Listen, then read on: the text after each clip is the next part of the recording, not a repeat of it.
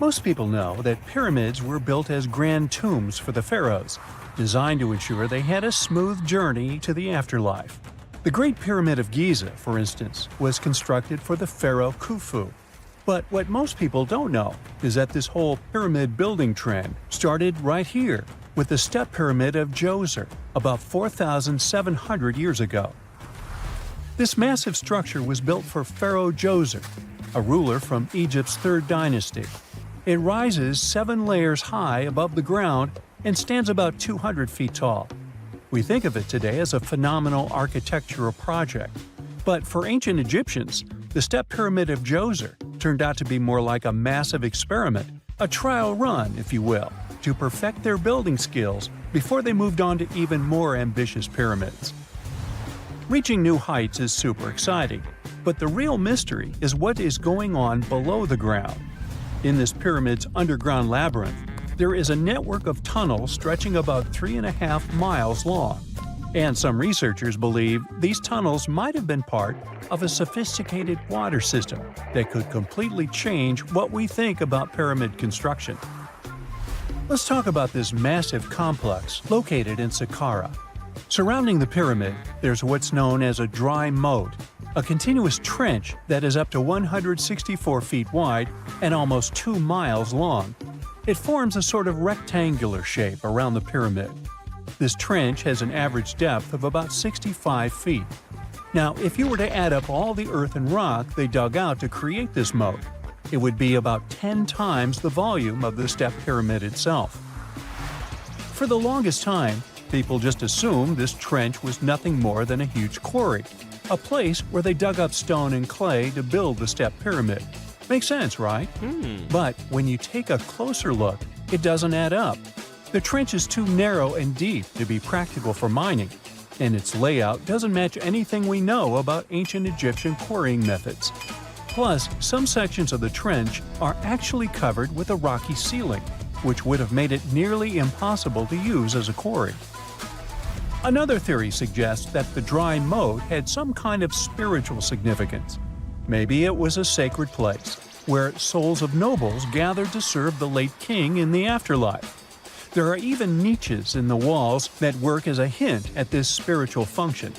But most researchers believe that this purpose likely developed much later, long after the complex was built for Djoser. So what was the moat really designed for? In 2020, a researcher came up with a pretty intriguing idea. It is possible that this trench was actually designed to collect and manage water, especially after heavy rainfalls. Now, that makes sense when you consider the location. The moat sits in an area that could easily have been flooded by runoff water from nearby plains. This could also explain why the trench wasn't used for new graves until much later when the climate became drier and less prone to flooding.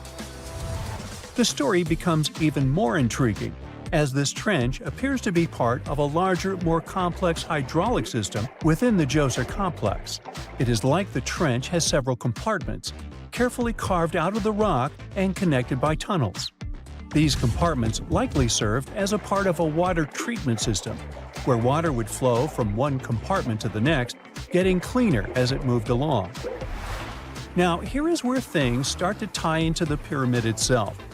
The Djoser complex has a series of underground shafts, and some researchers think that water from the moat's deep trench might have been used to power a hydraulic lift system, and this giant water-powered elevator could have been used to raise the heavy stones needed to build the pyramid. It worked like a volcano, but instead of lava, water did the heavy lifting. Imagine a big deep hole in the ground at the center of the pyramid site. Inside this hole, there was a huge wooden platform, kind of like a giant raft that could move up and down. When the workers wanted to lift a heavy stone, they would fill the hole with water. As the water rose, the wooden platform started to float up, carrying the stone with it, almost like a giant water-powered elevator. When the stone reached the right height, the workers slid it off the platform and onto the pyramid. The idea is that water from the deep trench, after being cleaned and filtered, would flow into these shafts. A massive float, possibly made of wood, would then rise as the water filled the shaft, lifting the stones up to where they were needed for construction. Once the stone was in place, they'd let the water out, lowering the platform back down to the bottom, ready to lift the next stone. This fancy hydraulic lift system could have been a game changer, making the whole building process a lot faster and more efficient without using a lot of workforce. It is like the ancient Egyptians were already embracing the whole idea of work smarter, not harder. But of course, not everyone is on board with this theory. Some experts argue that the area where the step pyramid of Djoser was built couldn't have held enough water from occasional rains to maintain such a fancy hydraulic system. The main theory suggests that, in the past, there might have been some kind of lake nearby that would have filled up after a period of rain, and this lake could have supplied water to the complex's hydraulic system. But there is no mention of such a lake in any ancient Egyptian writings, so it might be more of a what-if situation than a reality. And then there's the issue of the hard work itself. Remember when I said this method could have allowed the ancient builders to raise stones with far less effort? Well, that might not be entirely true. According to some experts, just building this hydraulic device would have required a lot more heavy work than simply moving the stone blocks using good old-fashioned manpower. And let's not forget, the step pyramid of Djoser is like a baby pyramid compared to those that came later. The stones used for Djoser's pyramid weighed, on average, about 660 pounds each, which is nothing compared to the more than 2.5-ton blocks used later for the pyramid of Chephren. If this cool water lift theory gets completely ruled out, we still need to explain how this pyramid was built in the first place. To answer that, we need to rewind a bit and talk about the original plans. See, before Djoser's tomb became a pyramid, the idea was to construct a simple mastaba. This type of tomb was pretty common in earlier periods, a flat-roofed, rectangular structure with sloping sides. But after the original mastaba was finished, they decided to expand it a bit by adding more layers on top. And then they added even more layers, until the construction reached 6 distinctive steps, each one smaller than the previous. And they probably did all this by raising those heavy stones using ramps, not a water-powered elevator. There is still so much we don't know about the step pyramid of Djoser. More research is definitely needed to fully understand how this system worked, or if it even existed at all. But the idea of using water to help build the pyramid adds a whole new layer to our understanding of ancient Egyptian engineering. It's a powerful reminder of just how clever and resourceful those builders were, using the natural landscape and the power of water to create one of the most iconic monuments in history. An ancient structure, the largest of its kind, is standing silent and ominous in the Egyptian desert. What if this pyramid, the Pyramid of Cheops, isn't just an ancient tomb? What if it's the colossal foundation of a long-lost technology far beyond our understanding, built as part of an ancient space elevator? A space elevator sounds like something out of a futuristic sci-fi movie. It's a massive cable anchored to Earth and going all the way up to the stars, allowing travel to and from space without rockets. What if someone managed to build it millennia before us? Let's start with the pyramid itself.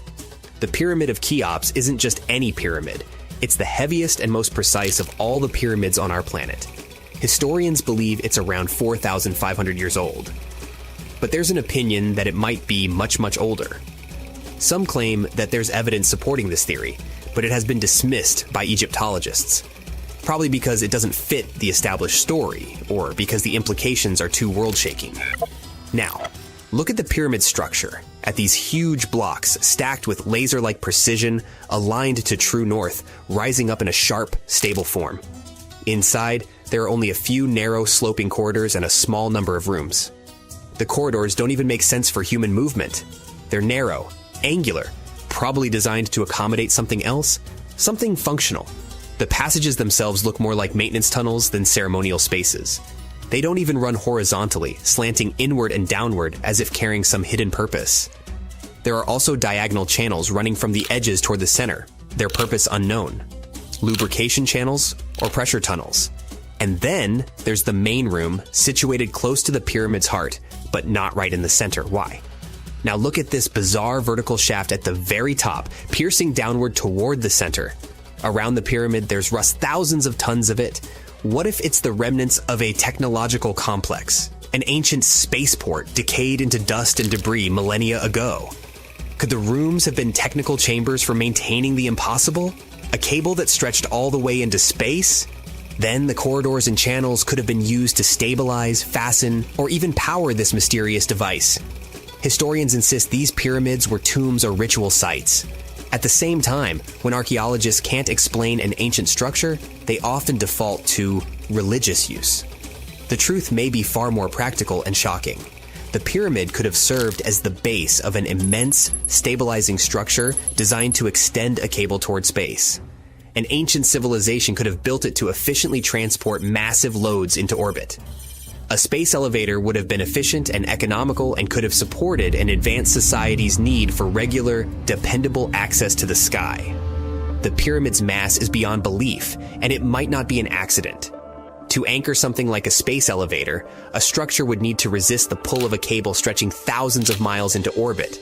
It would need to balance centrifugal force with monumental gravity, and this colossal stone pyramid could have been that counterweight. And the pyramid's inner rooms, corridors, and channels might have served specific technical purposes. Next to the Pyramid of Cheops, there's the slightly smaller Pyramid of Khafra. It has similar diagonal corridors, similar central rooms, and the same purposeful alignment. Could it have been a version 1 space elevator? A prototype of the technology used in Cheops? Like old runways left abandoned at an airport, Khafra could be the first draft of something far grander. You might ask, why would anyone need such a colossal structure in the ancient past? Well, because the further you advance, the more you seek efficiency. A space elevator is the ultimate economical solution for transporting huge amounts of cargo to and from orbit. It's the dream of modern engineers, and maybe it was the achievement of an ancient society. We barely know who lived on Earth 10,000 years ago, let alone what technology they might have wielded. What if there was once a civilization advanced enough to build such an elevator? They may not have been human altogether. Maybe they were visitors. Perhaps they were Earth-based. We might never find the answers to this mystery. Thousands of years ago, way before cranes, engines, or electricity, the ancient Egyptians pulled off one of the greatest architectural feats ever: the pyramids. The massive stone blocks, some weighing as much as a Range Rover, sitting at a height of over 200 feet, seemed so unreal that many even believed ETs helped build them. But new research shows the secret was actually right here on Earth. The Egyptians probably used a giant ancient water elevator to move those heavy stones for their very first pyramid, the Step Pyramid of Djoser, around 4,700 years ago. Now, the first question that comes to mind is, where did they find such huge amounts of water to run this construction in the middle of the desert? Some studies say that the Sahara Desert had more regular rainfall thousands of years ago than it does today. So, the landscape resembled a savanna, not a desert. So it was possible there was enough natural water to support the hydraulic lift. Researchers found deep vertical shafts inside the first stone pyramid. They used a computer model that had info about the pyramid's remaining inside parts and the underground tunnels at the site. The team also used high-resolution satellite pictures of the area to include the amount of rainfall from the past in their research. It looks like the Egyptians would place a heavy stone block on top of a floating wooden platform, kind of like a raft, then slowly fill the shaft with water, and the rising water would lift the platform and the stone upwards, sort of like an ancient elevator in action. This cool process is called hydraulic lifting, and it's very similar to how some modern machinery works. But when the Egyptians used it, if they ever did, they would have had to do it with the most basic tools and a really advanced understanding of how water behaves. They would have to carefully control the amount of water added to each shaft to raise the stone blocks gradually and stop at the desired level to move the stones into place. The scientists now want to find out if it was the first major system of this kind, or if someone had used it before the Egyptians. Now, not all archaeologists fully agree with this idea. Some point out there's no direct evidence like writings or diagrams from that time that would prove the Egyptians actually used a hydraulic lift system, whether or not they actually used this exact method. One thing is clear. The people who built the step pyramid were geniuses in their own right. They figured out how to move massive stones all the way to the top of the pyramid with incredible precision, and used techniques that still impress scientists today. West of the pyramid, archaeologists found some evidence of a human-made lake or reservoir. They believe the Egyptians may have created this temporary lake and used channels or canals to move the water toward the pyramid. The pyramid itself may have been surrounded by a moat that helped direct water into these vertical shafts. There's even an enormous stone structure nearby, which could have acted like a dam. It stored and filtered water in the amounts they needed. In fact, scientists have discovered that 31 pyramids are likely to have been built along a long-lost ancient branch of the River Nile. It is now hidden under desert and farmland. For many years, archaeologists have thought that ancient Egyptians must have used a nearby waterway to transport materials, equipment, people, and whatever else they needed to build the pyramids on the river. But up until recently, they weren't certain of the location, shape, size, or proximity of this waterway to the site of the pyramids. They used radar satellite imagery, historical maps, geophysical surveys, and sediment coring to map the river branch. The scientists believe that a huge drought and sandstorms buried it thousands of years ago. They managed to go below the surface of the sand and get images of some hidden features, thanks to radar technology. The team found hidden rivers and ancient structures running at the foothills of where most of the ancient Egyptian pyramids lie. The discovery of this extinct river branch could explain why there are so many pyramids between Giza and Lisht, in what is now an inhospitable area of the Saharan desert. And if it wasn't cool enough, the area seems to have had a kind of water filtration system. Looks like they built it using a series of stone compartments that look surprisingly similar to modern water treatment plants. So, the Egyptians probably weren't just filling up the shafts with any water. They may have been managing and purifying it. They wanted to make sure it was clean and flowing in the right amounts, not to damage the pyramid or flood the area. Alright, water transportation is a complex issue. But even the most basic things, like how many sides the Great Pyramid of Giza has, can still surprise us. It's not 4, as you might logically conclude.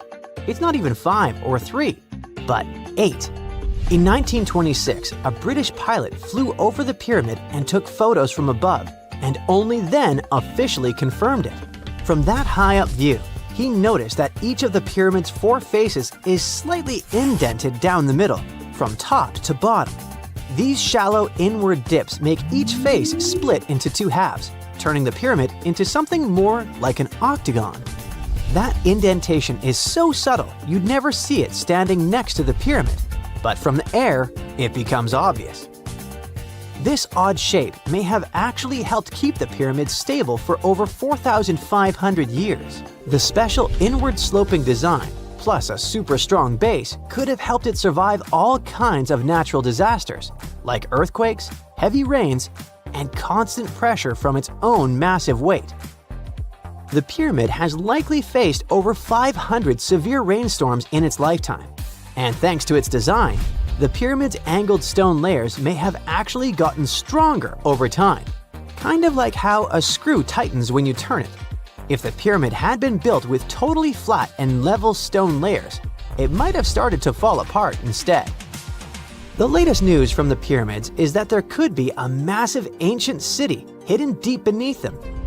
2 scientists announced that they used a new method to read data from a technology called synthetic aperture radar, SAR. It's kind of like X-ray vision for the ground, and satellites normally use it to look beneath Earth's surface. So they say that with this cool tech, they managed to spot giant structures over a mile underground, directly beneath the Pyramid of Khafra at Giza. The scientists found 8 deep shafts surrounded by spiral paths, all leading to 2 enormous cube-shaped chambers, each one almost 300 feet wide. There are 5 more structures above the shafts, all connected by tunnels. All this might be part of a prehistoric underground city or even an ancient power station. The idea isn't new. A long time ago, the ancient Greek historian Herodotus already talked about hidden chambers under the pyramids. During the Middle Ages and the Renaissance, similar rumors popped up again. Then, in the 20th century, an American psychic claimed there was a hall of records buried under Giza. This new case is different because the people who announced it have real scientific backgrounds, hold doctorates, and claim to have invented a new type of scanning method. But still, many experts are skeptical about this finding. No one has officially proved or tested this new technology that they rely on. They base their reconstructions on imaginative guesses and not hard evidence. And most importantly, the claims don't fit with what archaeologists already know about the area from actual excavations. So until there's solid, peer-reviewed evidence, the idea of a lost city under the pyramids will remain just an idea. Wow! Scientists have found a lost city beneath Egypt's pyramids. And it's incredibly large, bigger than the biggest target you can imagine. Underground chambers, passageways, and vertical structures. Scientists have no idea what purposes they serve. But let's start from the very beginning. Italian and Scottish scientists studying the Pyramid of Khafra discovered something that looked like secret tunnels under 3 pyramids. This find might change what we know about ancient Egypt. The expedition, called the Khafra Project, was led by Corrado Malunga from Pisa, Italy, and Filippo Biondi from the University of Strathclyde, Scotland. Their mission was to focus on exploring Khafra's pyramid, the second largest on the Giza Plateau. Scientists uncovered a massive structure beneath the Pyramid of Khafra. Could it be an ancient Egyptian underground city? The experts analyzed the data they had and came to the conclusion that 8 large vertical structures could be hiding beneath, possibly wells or shafts. They extend a staggering 6,500 feet across. Imagine placing 2.5 Burj Khalifas on the ground, one after another, and you get the sheer size of this find. These shafts also plunge nearly 2,000 feet underground. Some of the deepest underground stations in the world are located at a mere 380 feet underground or so. These cylindrical shafts are surrounded by spiral paths. Picture some old Gothic castle. They're connected to 2 giant, weirdly shaped chambers. Are those cubes? Or possibly bowls? Each of these chambers is likely more than 260 feet across. Now, even though we know about the structures now, no one has figured out their original purpose yet. Want to hear something even more shocking? Okay then. The team is almost sure that similar access points can be found under all 3 pyramids. In other words, all of them might be linked by a hidden system of underground tunnels, chambers, and passages. Even deeper, about 4,000 feet under the surface, there might be more unknown structures. And doesn't it add to the mystery? But the coolest news is that, according to some team members, these hidden structures near Giza pyramids could align with the legendary Halls of Amenti. In ancient Egyptian mythology, it's a place where people are believed to arrive when they're close to the end of their days. There, they are said to take a 3-day-long trial, facing their biggest fears. Now, how did scientists even discover these hidden spaces? To uncover them, researchers used 2 satellites positioned 420 miles above Earth. They sent radar signals to the Giza Plateau, and these signals generated detailed images, which were later compiled into a 3D model of the underground layout, including the newly detected shafts. Then, using synthetic aperture radar or SAR technology, which is a type of radar that can penetrate through stone, the team also spotted 5 small room-like structures hidden deep within the pyramid. One of these chambers contained a sarcophagus, which was once thought to be the tomb of Pharaoh Khafra. But now, scientists believe this was a mistake. The true burial site is likely to be elsewhere. In any case, these 5 hidden rooms were completely unknown before the scans. They seem to be arranged in the center of the pyramid and are linked to underground pathways leading somewhere below the structure. There's an opinion that these tunnels could lead to more hidden chambers and wells. Some of them might be around 4,500 years old. Wow! What if they help us solve ancient civilization mysteries? Preliminary data suggests that all this underground space can be much more than a few empty chambers. there might be many more hidden structures near the Giza pyramids. How come? Well, the thing is, the structure appears to include hollowed-out sections with spiral pathways leading even deeper underground. Refining the images hinting at this could reveal an extensive subterranean network. It might be a whole city hidden under the surface. Now, despite the excitement surrounding these findings, there are also a lot of people who don't believe in the existence of the underground city. They're skeptical about the archaeological discovery in Egypt due to the lack of peer-reviewed verification. That's why several archaeologists and radar experts have challenged the validity of the claims. They've explained that the technology used to make the discovery may not be advanced enough to produce such detailed underground imagery. According to them, the 5 smaller chambers found near the surface could be natural formations, since the area had had sacred significance long before the construction of the pyramids. Some experts have even dismissed the use of radar methods in this context altogether. They call these methods scientifically unproven and question their accuracy. The discovery has also reignited discussions about ancient Egyptian myths and the possibility of hidden texts lying somewhere beneath the Giza pyramids. The layout of the newly detected underground chambers shares similarities with mythological accounts of the Hall of Records, a rumored chamber that could preserve early Egyptian wisdom. If confirmed, these findings could significantly reshape the understanding of Egypt's sacred topography. Plus, this lost city beneath Egypt's pyramid could become physical evidence of previously unknown underground structures. That's why the Khafra project is super eager to begin excavating to confirm their findings. But getting approval from Egyptian authorities is a challenging process. The discoveries still need to undergo peer review before they are accepted by the academic community. By the way, this recent archaeological discovery in Egypt comes on the heels of another discovery involving a weird structure beneath the Royal Giza Cemetery, which researchers believe is unnatural in origin. Archaeologists used remote sensing techniques and uncovered a mysterious L-shaped structure underground in the Western Cemetery of Giza. This area is known to house burials of royal family members and high-ranking officials. Many of the tombs in the cemetery have above-ground mastabas, rectangular stone or mud brick structures with flat roofs. But there is an area in the center of the cemetery where there are no above-ground structures. To investigate this unexplored region, the team used electrical resistive tomography and ground-penetrating radar. ERT works by sending electrical currents into the ground and measuring the resistance to detect remains. As for GPR, it sends radar into the ground and maps the structures based on the radar's return. The team found an anomaly about 6.5 feet beneath the surface. It appeared to be an L-shaped structure measuring at least 33 feet in length. The readings suggested that the structure had been backfilled with sand after its construction. This made the team hypothesize that it could be a mix of sand and gravel, or possibly an air void.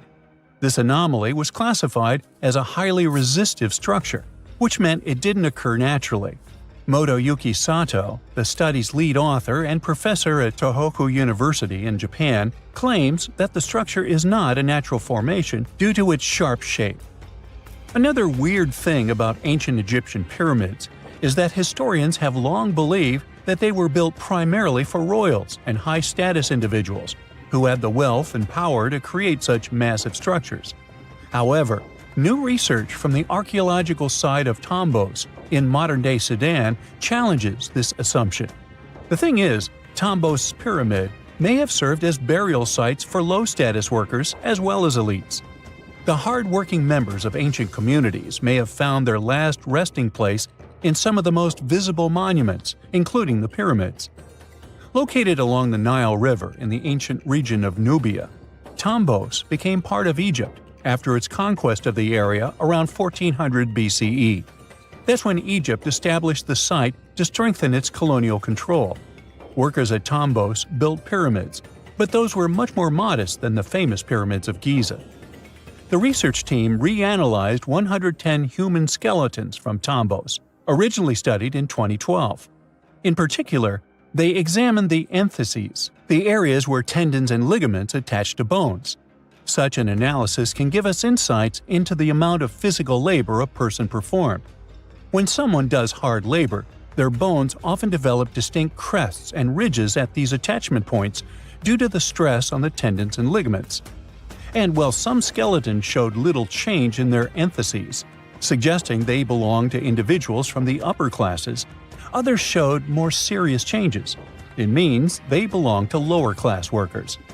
This finding can totally challenge our earlier understanding of pyramid burials, especially the idea that only elites were buried in the pyramids, because the pyramids themselves were designed for the elite. This recent research may prove that lower-class workers may have found their final resting place in these monumental structures too. Beneath the sands of Luxor, scientists found something that was perhaps never meant to be found. Over 1,000 decorated stone blocks that belonged to the ruined temple of a woman pharaoh.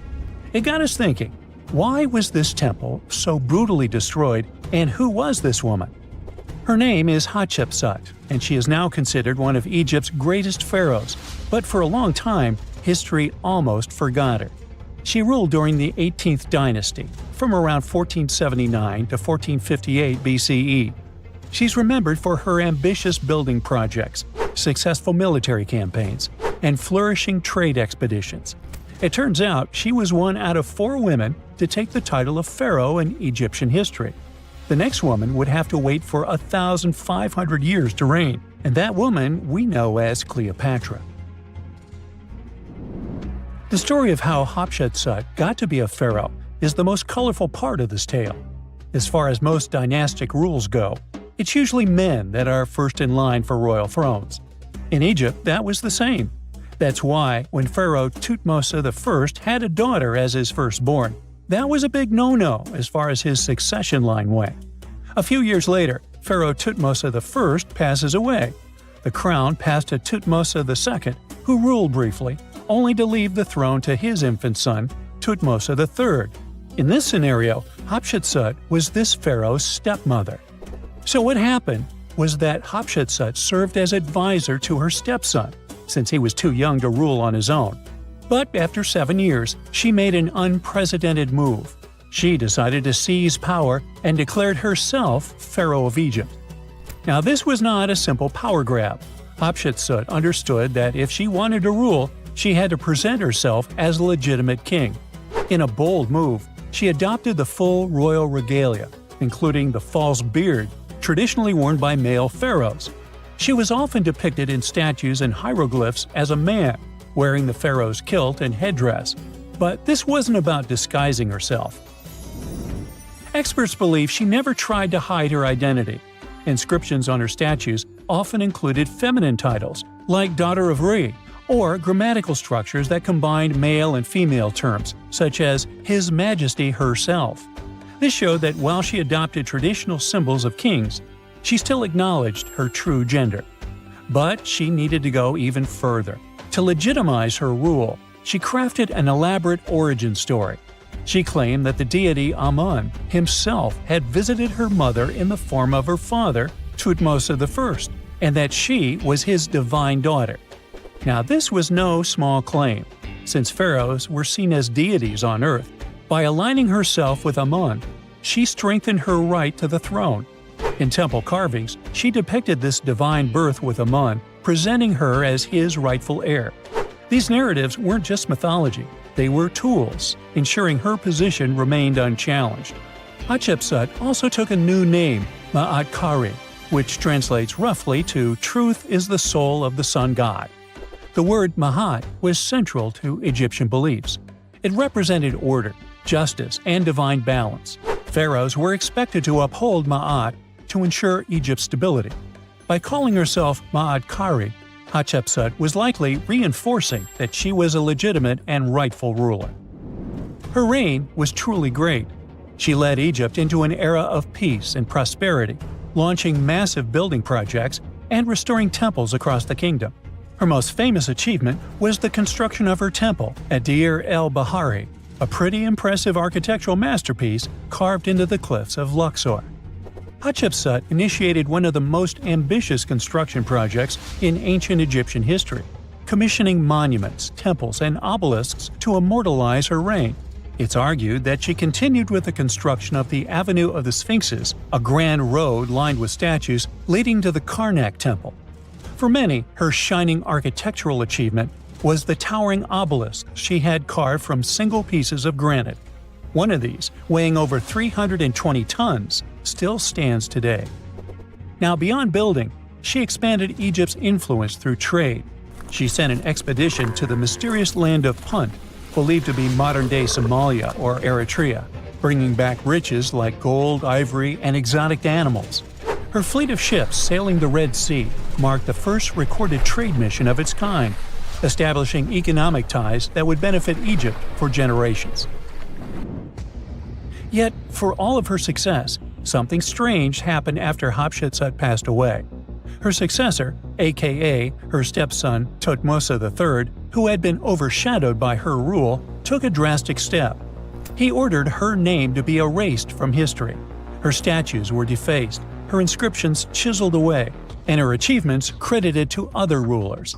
It was as if she had never existed.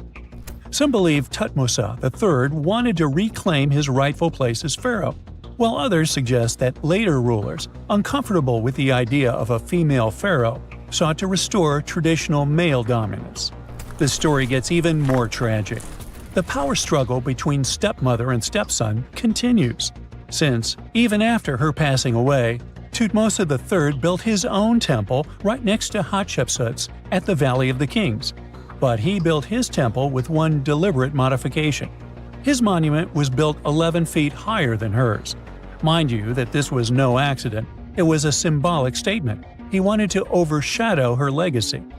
But history had other plans. Hatshepsut's legacy started to be rediscovered in the 19th century, and it was only through careful archaeological investigation that her reign was properly recognized.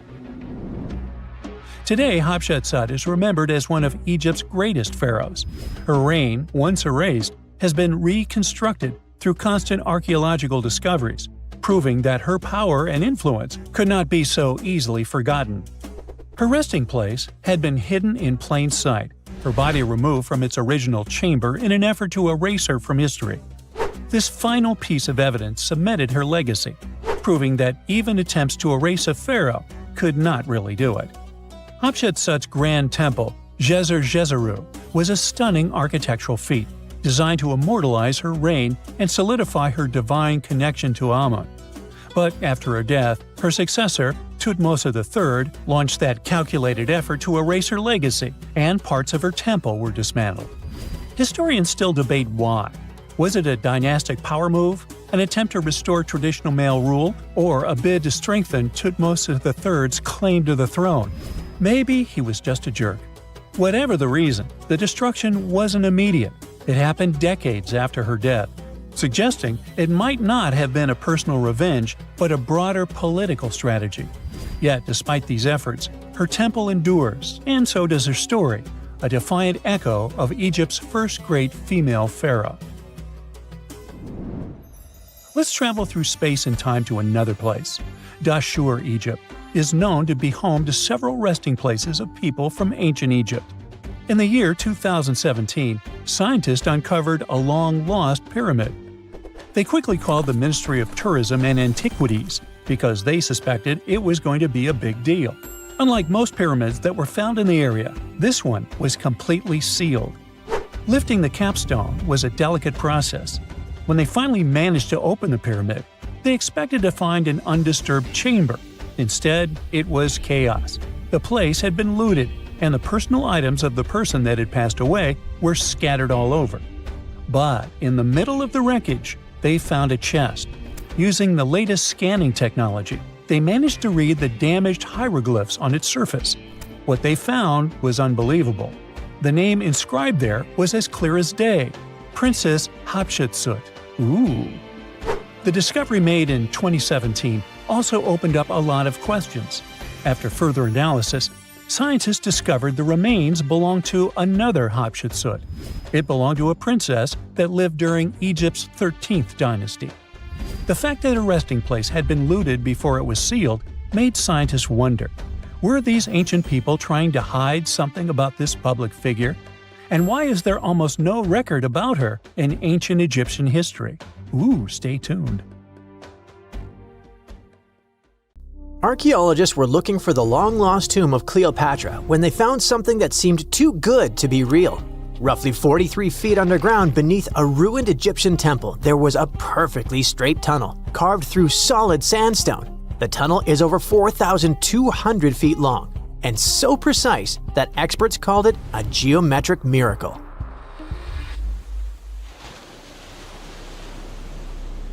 The tunnel sits beneath an ancient city west of Alexandria, near Egypt's Mediterranean coast.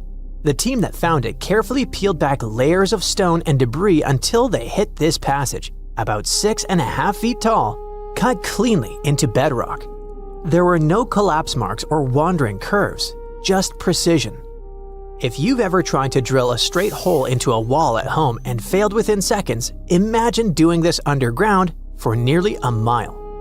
Ancient builders had no GPS, no lasers, no modern surveying tools. Yet, this tunnel stays remarkably level over its entire length. That means they understood gradients, angles, and distance in a way that goes far beyond stack stones and hope. Engineers today rely on machines to maintain that kind of accuracy underground. These people relied on knowledge, repetition, and patience. Parts of the tunnel now sit underwater or collapsed, probably after several earthquakes that struck the region centuries ago. Some experts think the tunnel may have once connected the temple to water sources or ritual areas closer to the sea. Archaeologists noticed that the Egyptian tunnel is an exact replica of the Eupalinos tunnel in Greece. It's believed to be one of the most important engineering achievements of antiquity, which only makes the Egyptian tunnel more special. Underground passages in ancient Greece linked temples to sacred springs. Back in ancient times, people moved through space in specific ways, underground and above, to reenact myths and journeys of gods. A tunnel like this could represent a path to the underworld, rebirth, or divine transition. Nobody would invest this much effort in construction just for decoration. Plus, in earlier digs at the site, archaeologists pulled up all kinds of artifacts, including coins with the names and faces of Cleopatra VII and Alexander the Great. They also found figurines, statues of deities, a mummy with a gold tongue, and even an entire cemetery packed with Greco-Roman style mummies. The perfect geometric tunnel isn't an isolated flex. Not far away, underwater archaeologists off the coast of Alexandria uncovered something that sounds like it belongs in a royal travel documentary. A 2,000-year-old pleasure boat that once glided along the Nile. And this wasn't just another fishing vessel or cargo barge. It likely stretched over 115 feet long and 23 feet wide, and had a decorated cabin, plus around 20 rowers, which turned the river into a moving palace. This isn't speculation pulled out of thin air. An ancient Greek geographer named Strabo wrote about these exact boats around the 1st century BCE. He described lavish vessels used by royalty during festivals and ceremonial outings in Alexandria. For years, historians treated that as a poetic exaggeration. Then, this wreck surfaced, and suddenly, Strabo sounded less like a storyteller and more like a witness. Even ancient art backs it up. The Palestrina mosaic from Italy shows richly decorated boats floating down the Nile. They match both the texts and the physical evidence almost perfectly. Inside the wreck, archaeologists found something small but incredibly human. Graffiti scratched into the wood in Greek. Just writing left behind by someone who stood on that deck 2,000 years ago. Researchers haven't fully decoded the text yet, but its existence alone matters. It tells us this wasn't just a floating symbol of power. People lived on it. It was sort of like a modern luxurious yacht, and the Nile was like a highway. All types of vessels with passengers were moving back and forth, visiting friends, carrying their goods for trade, doing business, and, of course, going on pleasure cruises. The location of the pleasure boat makes the story even better. The boat sat near the temple of Isis on Antirodos, an island that once hosted royal and religious buildings before earthquakes and rising seas erased it from the surface. That temple collapsed around 50 CE, and researchers believe the boat may have sunk during the same disaster. Another recent find that has to do with life on the Nile is the lower part of the massive worship complex about 10 miles southwest of Cairo.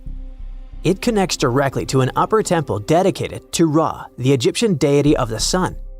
The newly excavated part is a 4,500-year-old valley temple. The upper temple sits on higher ground, and archaeologists excavated it years ago. The valley temple is closer to the Nile, and it's connected to the upper part by a causeway. A German Egyptologist actually started excavating part of the temple back in 1901, but the groundwater sat much higher then, and he had to stop. Now, the groundwater level is lower, and a modern team has managed to excavate about half of the Valley Temple since 2024. Once they got in, archaeologists uncovered the remains of a columned entrance portico. Then they found blocks carved with a calendar of religious events, almost like an ancient public schedule. The text includes feasts for Sokar, a falcon-headed deity linked to Memphis, which was a major capital during the Old Kingdom, plus the festival of Min, a fertility deity, and even the procession of Ra. The calendar blocks all showed up around the entrance portico area, which most definitely means that the outside facade of the temple displayed this long feast calendar publicly. That's why archaeologists think this might be one of the earliest examples of a true public calendar ever found. A literal event list for an entire community, built into the architecture. On top of that, the team found dozens of decorated blocks covered in inscriptions that named a pharaoh who ruled around 2420 to 2389 BCE and had the temple built. This temple shows how people moved through ancient Egypt. Because the upper temple handled the main worship, but the valley temple made the whole place accessible. It acted like the landing area for boats coming in, either directly from the Nile or more likely from one of its side channels. So instead of hiking across desert terrain, visitors could arrive by water, step onto the temple's landing stage, enter through the valley temple, then head up the causeway ramp toward the upper temple on the hill. After about a century of use, researchers found that the valley temple had been repurposed into a residential area.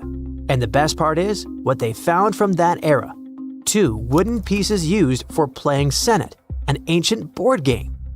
Senet shows up at other Egyptian sites too, including King Tutankhamun's tomb, but nobody fully agrees on the rules today. Some discoveries in Egypt create new mysteries instead of solving the old ones. Earlier in 2025, archaeologists announced the discovery of the first pharaoh's burial found in or near the Valley of Kings since King Tut's tomb in 1922. The newly found tomb of Thutmose II flooded almost immediately after burial. Ancient officials rushed in, removed the mummy and most of the grave goods, and hid them somewhere else. The weirdest part is that an alabaster ointment jar inside the tomb links the burial directly to Hatshepsut, Thutmose II's wife and half-sister. The inscription basically says she made this monument for him, which proves she arranged his burial. But it still doesn't explain why she placed him here and later chose the Valley of the Kings for herself. Now, archaeologists are studying a huge mound of rubble near the tomb, about 75 feet tall, and suspect it was built to hide something important. If a second tomb sits underneath, it could be complete and undisturbed. So, the deeper the archaeologists dig, the more ancient Egypt stops feeling like a gone civilization and starts feeling like a paused one. Looks like it didn't just survive time, it outsmarted it. And we're only just beginning to catch up.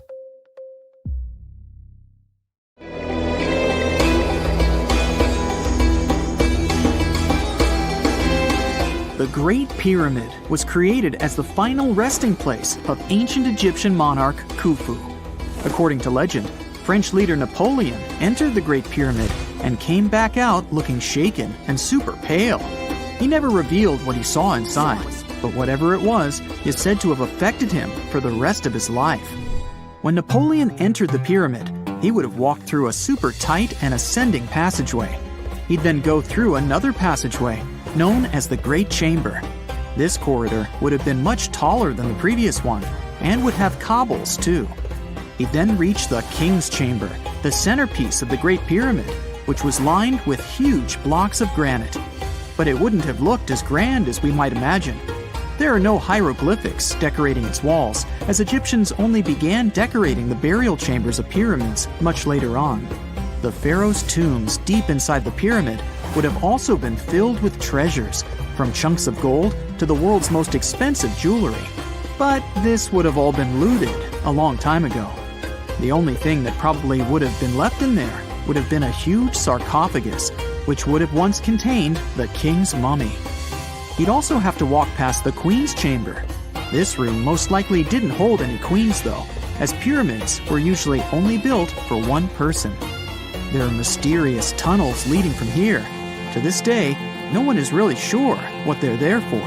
And that's not the only mysterious and creepy thing Napoleon may have encountered, as stories of pharaohs leaving ancient curses on pyramids go way back. Many pyramids had warnings written on the outside, telling of horrifying things that would happen to those who entered and disturbed the peace.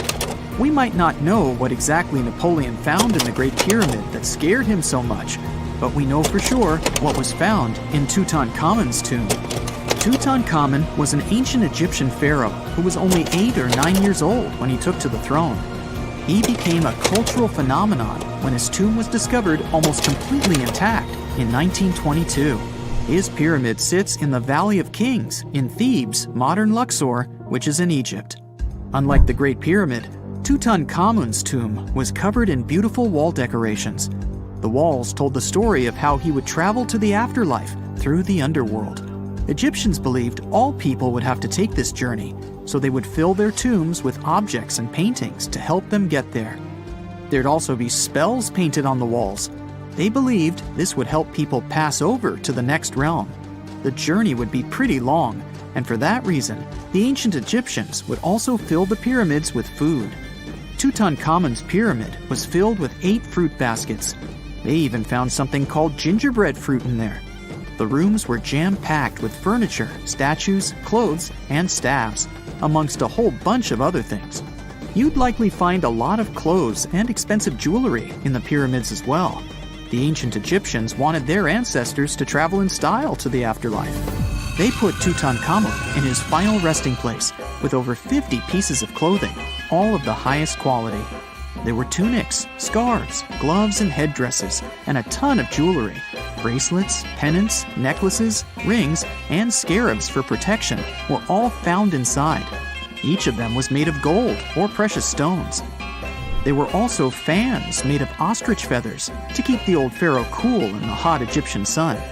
But the temperature inside the pyramids never actually went above 68 degrees Fahrenheit. The ancient Egyptians developed a super cool air conditioning system that we don't fully understand even today. Tutankhamun's pyramid also contained 130 walking sticks made from ebony, ivory, silver, and gold to help him on his journey. There were 3 chariots hidden away in case he got tired of all the walking. They also put 11 boat paddles inside, but there was no sign of any boat. The pyramids would be littered with the pharaoh's favorite scents and perfumes. During the excavation of Tutankhamun's pyramid, it quickly became clear that it had been robbed during ancient times. There was damage to doors and traces of oils left in empty jars. It looks like someone raided the pyramid for gold and the scents, perfumes, and oils that had been left for King Tut. There was still a bit of perfume, which was made from coconut oil and frankincense, left in one bottle. It seems like Pharaoh Tutankhamun loved board games. There was an ivory traveling set of senet in his pyramid. Although we don't know for sure exactly how to play it, we have figured out it was sort of an ancient Egyptian version of backgammon. It looks like it was a 2-player game where the goal was to knock your opponent off the board. Not really sure who Tutankhamun's mummy was supposed to play with though.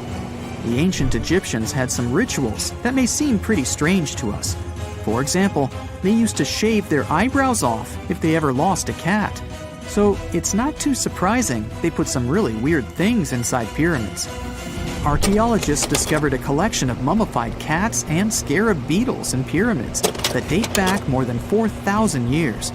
They were found in the pyramids of Saqqara, which is south of Cairo. They also found a bunch of makeup kits and mirrors inside.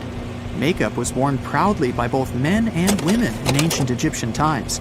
Eyeliner was the most popular cosmetic. The Rosetta Stone was one of the best discoveries ever made in pyramids. It was found by our man Napoleon Bonaparte and his team. It's a black granite rock that dates back to 196 BCE. It's transcribed in Greek, Demotic, and hieroglyphic. When it was translated in 1822, we got the key to understanding ancient Egyptian hieroglyphics for the very first time. The discovery of Queen Hatshepsut's mummy in 1903 changed our understanding of the Egyptians forever. After she had passed away, her successor, Thutmose III, removed most of the evidence of her reign, so we basically knew nothing about Egypt's first great female leader. She's now gone on to become one of the few and most famous female pharaohs of Egypt. Pharaoh Khufu even had a fully fledged boat in his pyramid. Archaeologists uncovered more than 1,200 pieces of a giant boat near the Great Pyramid at Giza. They reassembled the boat, and it's a whopping 144 feet long. It's most likely a solar boat, which was designed to carry the resurrected king with the deity Ra. Fun fact, the Pyramid of Giza is the last remaining of the 7 wonders of the ancient world. The other 6 are the Hanging Gardens, the Colossus, the Temple of Artemis, the Mausoleum, the Lighthouse, and the Statue of Zeus. This pyramid was also the world's tallest man-made structure for 3,800 years, and it's the biggest pyramid in Egypt. It took a staggering 2.3 million blocks of limestone, and some weighed as much as 80 tons. It took an incredible 100,000 laborers and a whopping 23 years to build. Its original height was a mega 480 feet. In 2017, archaeologists discovered something weird about Egypt's Great Pyramid. There's a hidden void that's at least 100 feet long, and no one really knows why it's there or what's actually inside it. The weird void is the first inner structure discovered within the 4,500-year-old pyramid since the 1800s. Scientists used cosmic rays to detect the massive hole, but are still no closer today to finding out what's inside. The ancient Egyptians took a lot of care building the pyramids, and everything was strategically placed and structurally sound, so it's super unlikely that this hole is due to blocks falling over time. Loads of pyramids also contain small model figurines called ushabti. These represented attendants. They believed they would come to life to serve the pharaohs in the afterlife. But it's amazing that all this stuff actually fit inside. There isn't actually a huge amount of space inside the structures. It's mostly just rock. Consider the Great Pyramids, one of the original 7 wonders of the world and the only one that still exists today. Did you know that the pyramids of Giza weren't the only pyramids out there? And they weren't even the first ones. First, there were the pretty good pyramids, but they didn't catch on. Nah, I made that up. Back to the story. In ancient Egypt, it was believed that kings were chosen by gods to serve on earth as their mediators. In the afterlife, they were expected to become gods themselves. The pyramid complex was built to make sure that the king had everything they might need in the afterlife. The complex included the pyramid, a palace, and temples. The tomb in the pyramid, where the king was buried, was filled with many things they might need, like furniture, food, and gold vessels. Actually, the first pyramid had been built 80 years before the first pyramid of Giza appeared. Overall, there were around 100 of them. Some weren't finished though, since the construction took a while and not every pharaoh lived long enough to see the end of the construction. And now let's talk about the construction itself. The biggest of the pyramids of Giza is as tall as a 40-story building. So how on earth did they manage to build a structure that massive 5,000 years ago, long before machines and other equipment appeared? Well, let's figure it out. So Pharaoh Khufu ascended the throne around 2575 BCE, and his architects started the construction of the oldest and biggest of the pyramids of Giza. He figured that over 2 million limestone blocks had to be used to build the pyramid, each weighing around 2.5 tons, around the weight of a rhino. The architect wanted to finish the construction in 20 years. To make it possible, a stone had to be carried and pushed into place every 4 minutes, 24 hours a day, 7 days a week, and 365 days a year, except leap year. So obviously, a lot of workers were needed to make it happen. Many believe that it was enslaved people who worked at the pyramid's construction site, but that's not true. Workers came from all over Egypt to contribute to the project. All in all, around 25,000 of them. The Egyptians were doing all kinds of work, starting with manual labor and crafting tools to administrative work. They all worked around 10 hours a day. They were housed and well fed, and they were overall living a more comfortable life than an average Egyptian could afford at that time. Supposedly, the builders lived in a nearby temporary city and were a highly organized community with a strong leader. The pyramids seemed to be designed to align with the points on a compass, and their sides symbolized the rays of the sun. But back at that time, there were no compasses. Ancient Egyptians figured out the directions themselves and with amazing precision. To align the pyramids, they used 2 constellations. The construction site was arranged on the west bank of the Nile River. This also had a symbolic meaning. Just like the sun sets in the west, life sets in the west as well. The second pyramid of Giza was for Khufu's son, Pharaoh Khafre. It's a bit smaller, but this one has the famous noseless statue of the Sphinx. Of course, originally it had a nose. I would tell you what happened to it, but it's still a mystery, and no one knows for sure. Sphinxes have the body of a lion and the head of a human. They were considered guardians of important areas. This famous Sphinx, also pronounced Sphinx, has the head of Pharaoh Khafre and is guarding his pyramid, facing the sunrise. The Sphinx is one of the biggest and oldest statues in the world. Originally, it not only had a nose, but was also painted. Scientists have discovered traces of the red color of its face. So, most likely, the Sphinx was painted red. There are also remains of yellow and blue color on its body. The statue definitely wasn't boring. Till around 1800, the Sphinx was buried up to its shoulders until an adventurer with a team of 160 men dug it out. But let's get back to the construction. The workers, of course, needed stone blocks. There were 2 main places where people could get these stones. One source was close to the construction site, but that fossil-lined yellow stone was only suitable for the pyramid's interior. The limestone blocks for the exterior were hauled from 8 miles away on 30-foot-long sleds. Apparently, it wasn't too hard to pull them. The sand mixed with the right amount of water was pretty slick, and 10 people could move a sled even with a rock weighing so much. Surprisingly, cutting off a block of limestone wasn't the biggest problem. When in the ground, it was soft and could be split relatively easy. But after getting exposed to the air, limestone hardens. So the most difficult part was to shape the blocks. That step was crucial because the smallest inaccuracies could lead to the whole pyramid collapsing. So, okay, those limestones were mined, carried on a sled, shaped, and then what? How could they be put into place? Well, this is still a mystery. Archaeologists have discovered the remains of a ramp system that dates back around the time the pyramids were being built. So historians have come to the consensus that, most likely, the Egyptians designed a unique ramp system to move and pull huge stone blocks. The most common opinion is that there were several ramps around the pyramid. There probably was a central ramp with 2 staircases on each side of it built over the pyramid stones. The ramp was growing as the pyramid was getting higher. People might have been walking up the stairs, pulling up stones on wooden sleds. But this is just one of the options. Other experts say that the ramps were around the pyramid, and some say that the ramps were inside the pyramid. Maybe we will never know for sure, and it'll forever remain a mystery.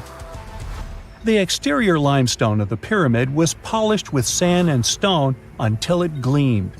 On top, there was a gold and silver capstone, which glimmered over Egypt like a second sun.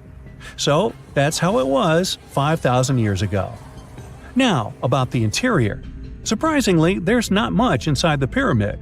Most of it is just solid stone with very little open space. But let's take a quick look inside.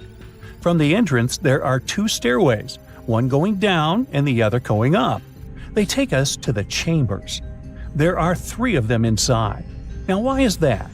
Apparently, throughout the whole construction, a burial chamber had to be prepared at all times, just in case a pharaoh kicked the bucket before the construction ended.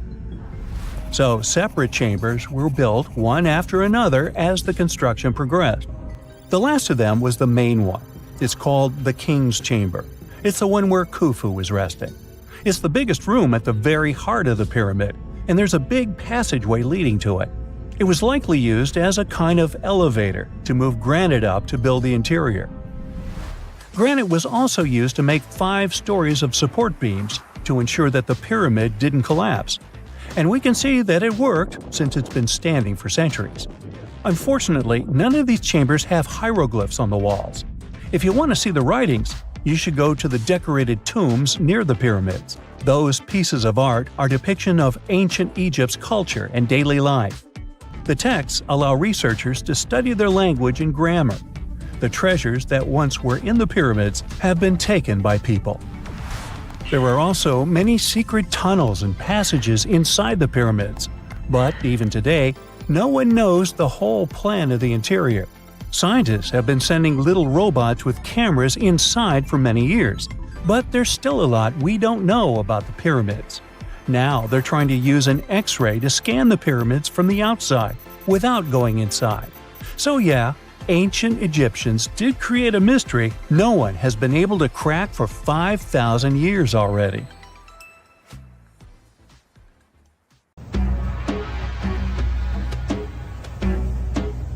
This is not a dune set. This is a very real desert in Niger.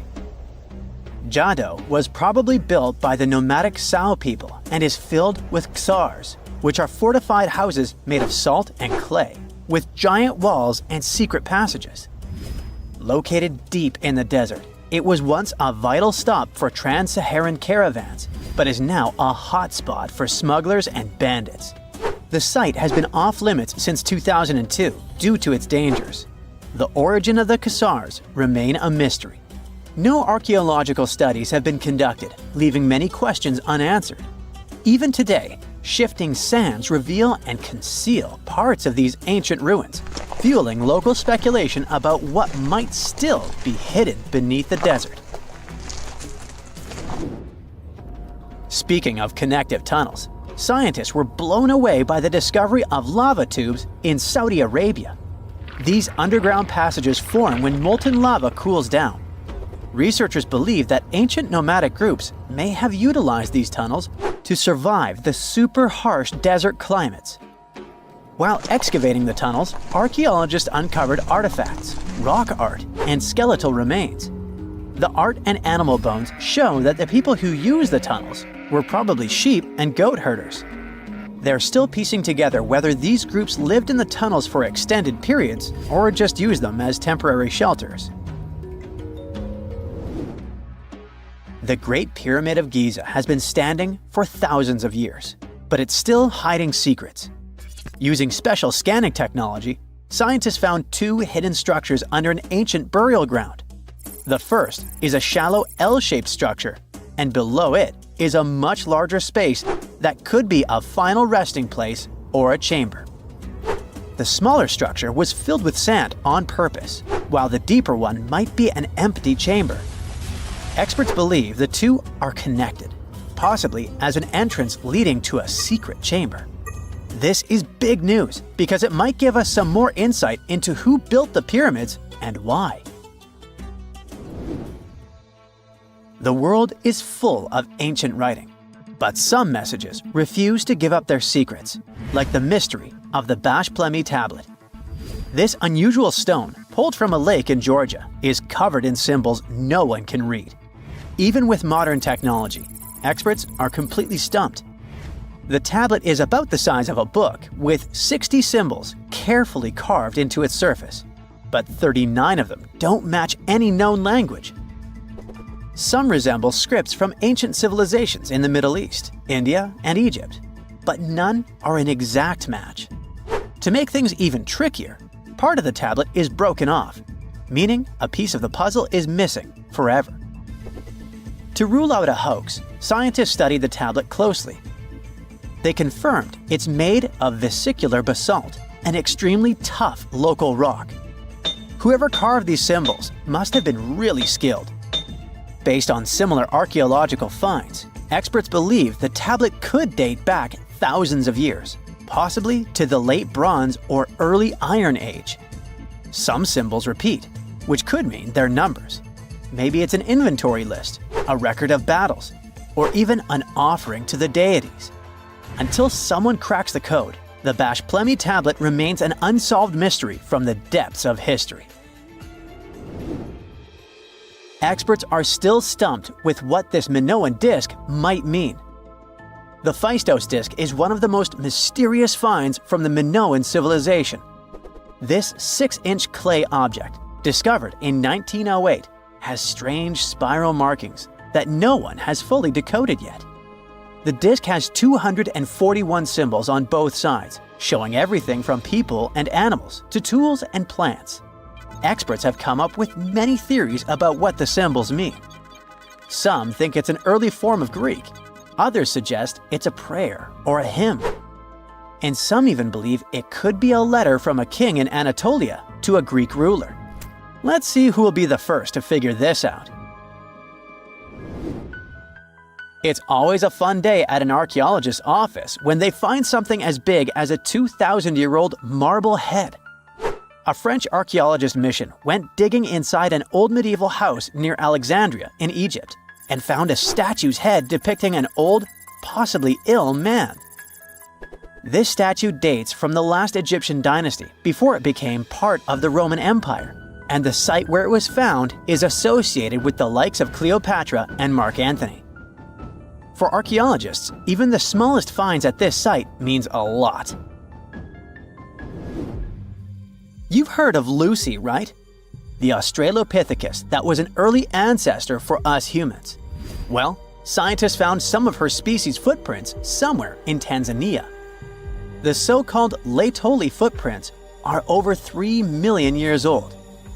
The trail stretched 88 feet and has about 70 footprints, left behind when a bunch of early humans walked across some wet volcanic ash. What's cool is that these early humans were already walking on 2 feet, like us, not all hunched over like apes. The close spacing of the prints shows they probably had short legs and a shorter stride than we do today. In an ancient Egyptian temple, archaeologists uncovered a shrine unlike any other, a place dedicated to falcons and 2 mysterious deities. One deity had a falcon's head, while the other wore a crown with a sun disk and cow horns. But the most baffling discovery was an inscription that read, "It is improper to boil a head in here." At the heart of the shrine, there are 15 headless falcons carefully arranged on a pedestal, likely as offerings to the falcon-headed deity. One theory suggests the birds were boiled first, perhaps to pluck their feathers, before being placed in the shrine, following the strange rule carved into stone. Archaeologists also found a 13-inch iron harpoon nearby. Its true purpose remains unknown, although the shrine also held remains of fish, mammals, and bird eggs, suggesting that the rituals may have included feasting. And speaking of ancient Egypt, meet Hathor. Scientists named her after the ancient Egyptian deity of motherhood, music, and singing.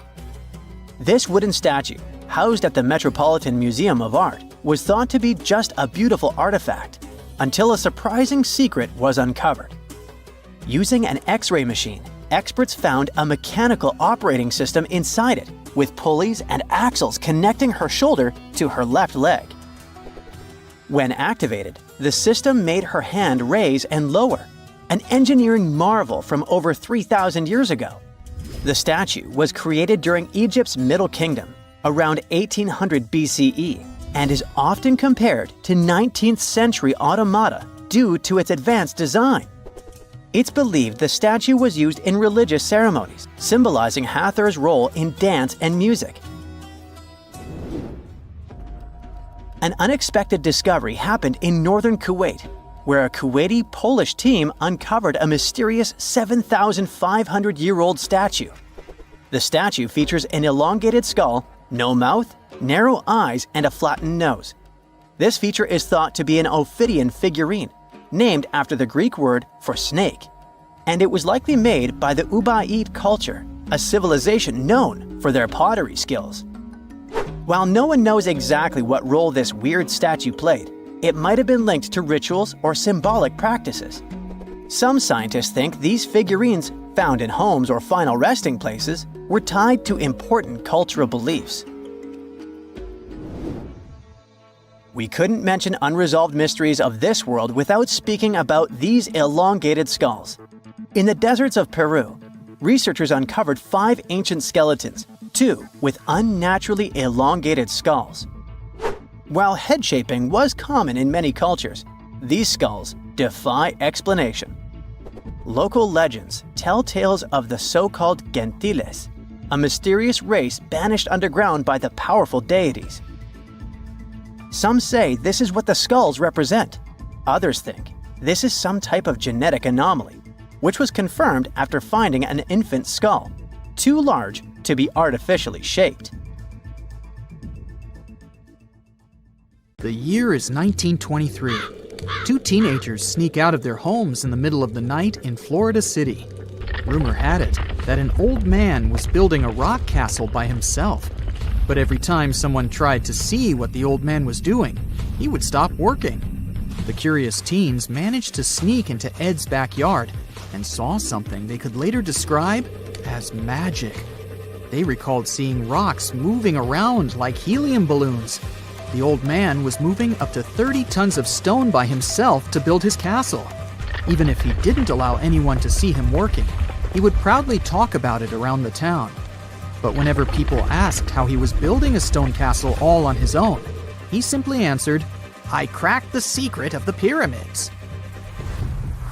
This story begins in Latvia, Edward Leedskalnin's home country. Edward was born in a small village on January 12, 1887. He was born in a family of stonemasons, which is probably where he learned ancient techniques of building. However, he grew up as a sickly boy, which meant he could never carry much weight or undergo heavy physical activity. At the age of 26, an unfortunate turn of events determined Ed's fate. The love of his life broke off their engagement, and heartbroken Ed decided to move to the United States. He lived in a couple of American states before finally moving to Florida, where his life's adventure started. Ed spent years searching for the right spot of land to build his dream house.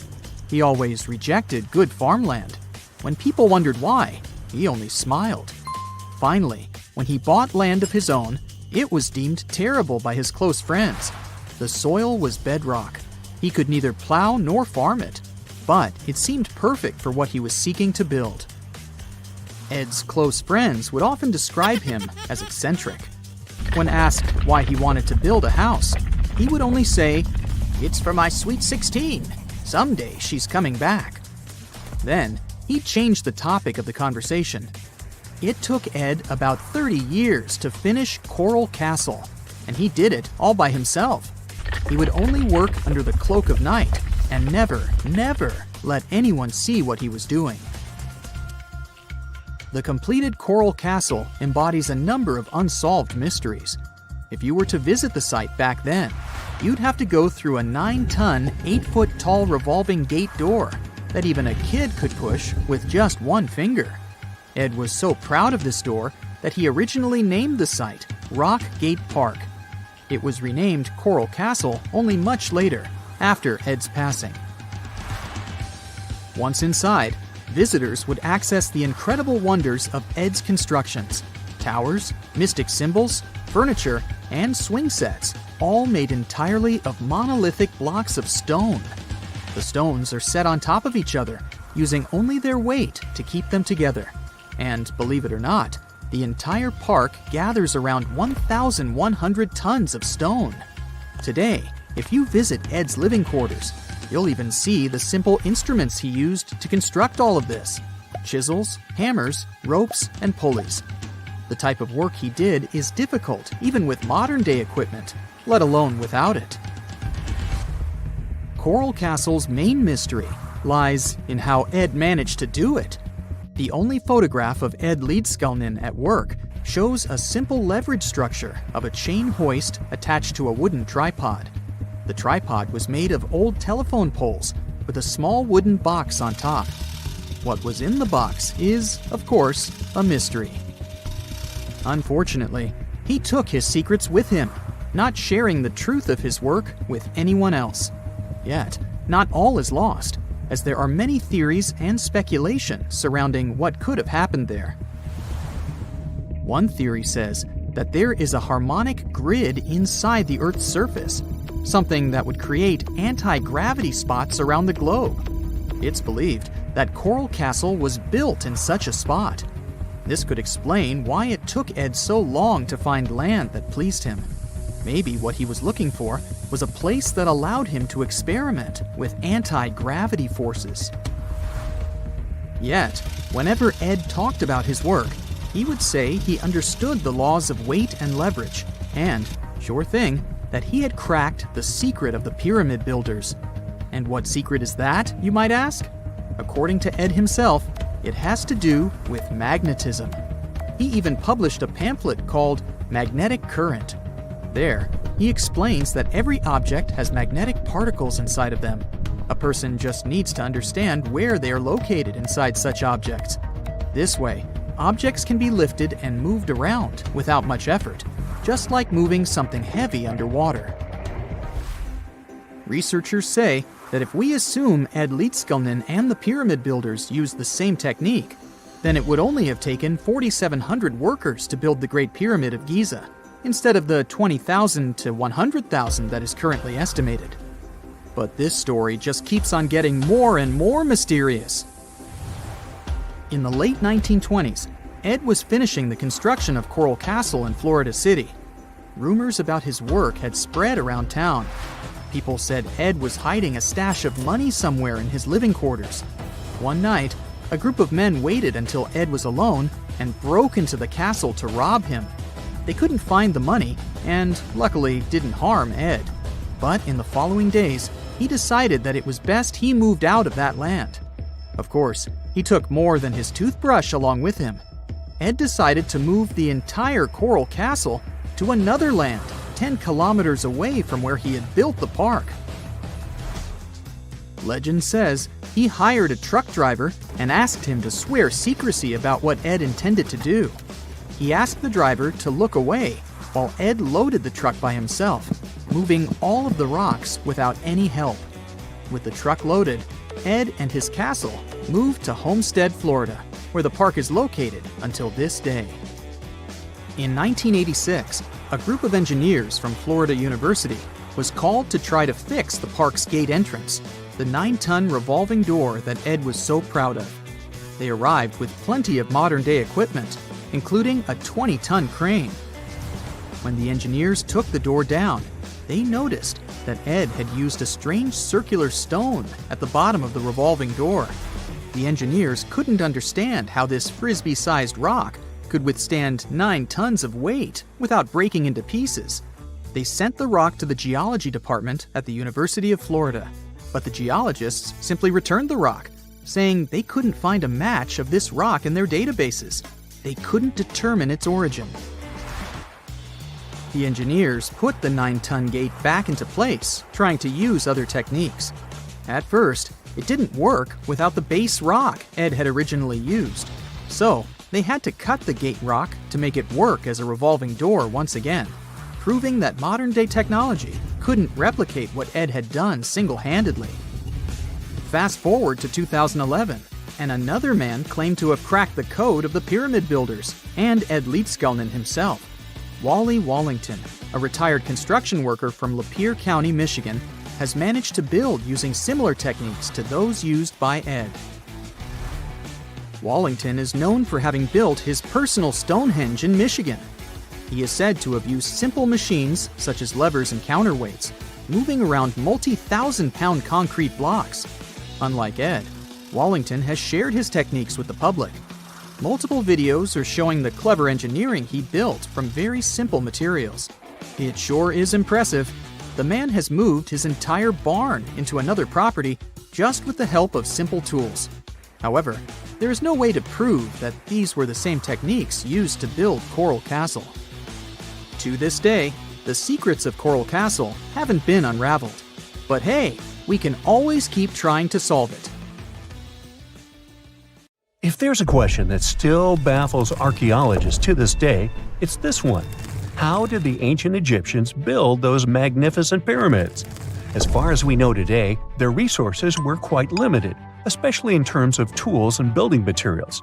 We still don't have a fully satisfying answer, but hey, we've got some pretty amazing theories worth considering. The leading contender among these theories involves the clever Egyptians employing a sneaky strategy. Now picture this. They constructed a slanted and curving mound made of bricks, earth, and sand encircling the pyramid to be. As the pyramid grew taller and taller, they simply increased the height and length of this wacky structure. It's like they were playing an ancient game of Jenga. Now, how did they get those massive stone blocks up there? Well, according to the legendary ancient Greek historian Herodotus, they used sleds, rollers, and levers. It sounds like they turned construction into a supersized game of tug-of-war. And guess what? Herodotus also claimed that the Great Pyramid, the one from Giza, the granddaddy of them all, took a whopping 20 years to build. There's more. Herodotus also dropped a mind-boggling number on us. 100,000 men were supposedly involved in this pyramid extravaganza. Did they hire the entire Egyptian population? Well, it might not be as far-fetched as it sounds. These men were probably mostly farmers, so they probably focused on the pyramids when there wasn't much work to be done in the fields. Like during the flood season of the Nile River. Obviously, specialists in the archaeological community had something to add to this theory. By the late 20th century, they discovered some evidence that suggests the workforce might have been smaller and more permanent than previously thought. Instead of a massive army of 100,000 pyramid builders, they proposed that a modest crew of around 20,000 workers, accompanied by support personnel like bakers, physicians, and even spiritual leaders, could have gotten the job done. There was also this theory that claimed that the pyramids were actually built from the top downward. It suggested that these colossal structures were nothing more than isolated hills used as quarries. The stones were supposedly drawn from these hills, and over time, competing engineers took charge and transformed them into the iconic pyramids we know today. Now, before you dismiss this theory as a wild fantasy, some folks thought it wasn't completely crazy. After all, there are instances where isolated hills exist, so maybe this theory had a tiny glimmer of truth. Whether it involved ramp building or ingenious work schedules, one thing is clear. Those pyramids have definitely left their mark on history and on our imaginations. Now, speaking of ancient Egyptian mysteries, there's this gigantic unfinished obelisk sitting in ancient Egypt, and scientists are trying to figure out how it was shaped. Now, some people suggest that our industrious ancestors used handheld pounders to get the job done. One expert has a different take on the matter, though. He argues that if we take a closer look at the pattern left behind by the shaping tool, we'll notice something peculiar. The walls of the trenches surrounding the obelisk display a neat and even pattern, which is pretty unlikely if they were pounded away by mere mortal hands. According to this expert, those horizontal striations are usually the result of a tool that takes breaks while removing material, leaving its mark on the surface. But wait, there's more. Imagine the tool being rocked back and forth against the trench walls, clearing away the waste to keep the trench from narrowing. Well, in that case, the tool might have left some funky horizontal striations where it was pressed against the sidewall. This sounds like some fancy technology at play, don't you think? And guess what? The dynastic Egyptians probably didn't have access to that kind of know-how. Another famous Egyptologist from way back also uncovered a bunch of core drills during his adventures. Although the actual drill bits are missing, his collection houses these particular core remnants made of limestone, alabaster, and even granite. These constructions aren't the only amazing thing the ancient Egyptians left behind, though. As it turns out, the Egyptians were the genius minds behind the creation of the handheld mirror. Yeah, that little mirror you use every day to check yourself out. But here's the twist. These mirrors are like pieces of art. They were decorated with inscriptions and figures. But that's not all. The Egyptians had a serious concern with their appearance. They knew the importance of personal hygiene and looking fabulous. So, in their quest for pearly whites, they invented toothbrushes and toothpaste. Dental problems were pretty common back then, and their smiles weren't exactly all white. Dentistry wasn't their strongest suit, you see. Maybe their minds were distracted by all that pyramid building. So that doesn't mean those ancient toothpaste recipes weren't amazing. One delightful concoction included rock salt, mint, dried iris petals, and pepper. Some brave dentists in the 21st century tried it out, and it worked pretty well. Ground-up ash was also used in another recipe to create a tooth cleansing paste. Mint was missing, so that didn't do much for their breath. That's when the genius Egyptians came up with the world's first breath mints. They made tablets from heated spices like cinnamon, and they mixed it with honey. Now, let's shift gears to home decor, Egyptian style. They surely took ornamentation to the next level. While the concept of decorating furniture started in Mesopotamia, the Egyptians cranked it up a notch. They went all out with different colors of ink and even developed various weights of paper. Oh, and let's not forget about those cute little area rugs we all have in our homes today. Guess who came up with the idea? Yep, the Egyptians. They used the versatile papyrus plant to make those cozy rugs. And speaking of trends, the Egyptians loved their knickknacks. They had an assortment of small figurines in the shapes of cats, dogs, and people. These statues were made from various materials, like simple sun-dried mud to the ultimate bling of gold. It all depended on how loaded you were. The Egyptians were also all about farming, and they knew that clean water was crucial for their crops and animals. That's why they came up with some nifty inventions and techniques to make sure their land was fertile and their plants were happy. First off, they had the genius idea of using ox-drawn plows. They had two types of plows, heavy and light. The heavy plow would strut its stuff, cutting deep furrows in the soil, while the lighter plow followed behind, fluffing up the earth. But they didn't stop there. After plowing, the Egyptians would break up clumps of soil and sow the rows with seeds. To give those seeds a good old squish into the furrows, they'd march their livestock across the field, effectively closing up the furrows. But hey, all that hard work would be pointless if their seeds were as dry as the Sahara. That's where irrigation comes into play. The Egyptians were so good at it that other cultures, like the Greeks and Romans, couldn't help but copy their techniques. Now let's switch gears and talk about the marvelous architecture of ancient Egypt. These folks weren't just skilled farmers, they were also architectural maestros. They built these fancy canals to carry water to farms and villages, and boy, did they know how to make those canals look pretty. Just imagine strolling along a canal lined with ornate structures. The pharaoh Ramesses the Great was quite the overachiever when it came to construction. One of his mind-blowing creations was the construction located at Abu Simbel. This building was designed so that twice a year, the sun would shine directly into it and illuminate the statues of Ramesses. And let's not forget about the corbelled arch. Without this architectural gem, we'd be missing out on some mind-boggling structures like the Great Pyramid. The Egyptians knew how to make things stand tall and proud, thanks to their engineering and construction wizardry. They built grand halls and inner sanctums that make your jaw drop. And some of these temples doubled as astronomical observatories. There are mysterious plasma bubbles floating around the pyramids of Giza.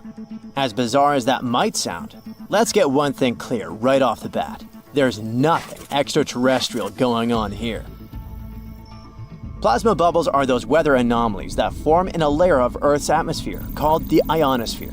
This is an invisible layer surrounding our planet that stretches roughly from 50 to 400 miles above Earth's surface, right at the edge of space. In this layer, the sun, being the giant hot power that it is, basically cooks gases, splitting them into electrically charged particles called plasma. Here's where it gets interesting. At night, especially near the equator, these charged particles get disturbed, and when a bunch of them suddenly vanish at the same time, it forms what we call a plasma bubble. Imagine it like a big empty pocket where the plasma is missing or its quantity is lowered, but it's only considered a plasma bubble if this phenomenon occurs on a large scale, typically around 62 miles in size. If you're already packing your suitcase for Egypt and have put binoculars to look at the tips of the pyramids, I'm sorry to say that we can't see these plasma bubbles with the unaided eye. It's all happening way above our heads, completely invisible to us. Scientists need to use special equipment, like the Latitude Long-Range Ionosphere Radar, or LARID, to detect these bubbles. This advanced technology helps researchers track and observe the movement and formation of plasma bubbles in real time. This formation, by the way, can be triggered by solar storms. That brings us to November 2023, when an impressive solar storm occurred. On a scale from 1 to 5, this one was classified as a G3, which is considered a strong event. Solar storms occur when sunspots are basically cooler, darker areas on the sun's surface, release bursts of energy into space. These flares triggered several geomagnetic storms on Earth. While this might sound like doomsday stuff, it didn't disrupt our daily lives too much. In fact, it was great news for skywatchers, since the solar storm created stunning auroras, with the northern lights visible as far south as Greece and Turkey. But this particular storm in 2023 also had another interesting consequence. It caused the largest plasma bubble ever recorded by the Chinese radar. This phenomenon was so massive that it covered regions as far apart as the Egyptian pyramids and the Midway Islands in the Pacific Ocean. Now that's a huge distance, and it is a big deal for science. And that's because plasma bubbles are a growing threat to modern technology. Experts say they can disrupt satellite communications and GPS systems. So if you're using Google Maps or Waze and suddenly it can't figure out where you are, a plasma bubble might be to blame. Great. We now know what's going on with those bubbles, detected above the pyramids of Giza. But things get even weirder inside this ancient construction. Apparently, the Great Pyramid of Giza has the ability to concentrate electromagnetic energy within its interior. A couple of years ago, a group of researchers decided to see what would happen if they took this ancient architecture and hit it with radio waves. I mean, waves that are similar to the kind your phone uses, but on a much larger scale, up to 1,900 feet long. But since they couldn't just start blasting radio waves at the actual pyramid, they did the next best thing: computer modeling. Using these simulations, the researchers discovered something incredible.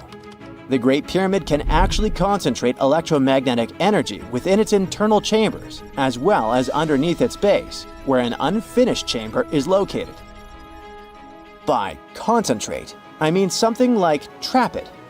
For example, when you shout into a cave, you hear your voice echo back, right? The sound waves don't just disappear, they bounce around and get focused. Similarly, when radio waves hit the pyramid, they don't just pass through or around it. Instead, they get absorbed, bounce around, and focus inside and underneath the pyramid. Our list of mysterious phenomena surrounding the Egyptian pyramids doesn't end there.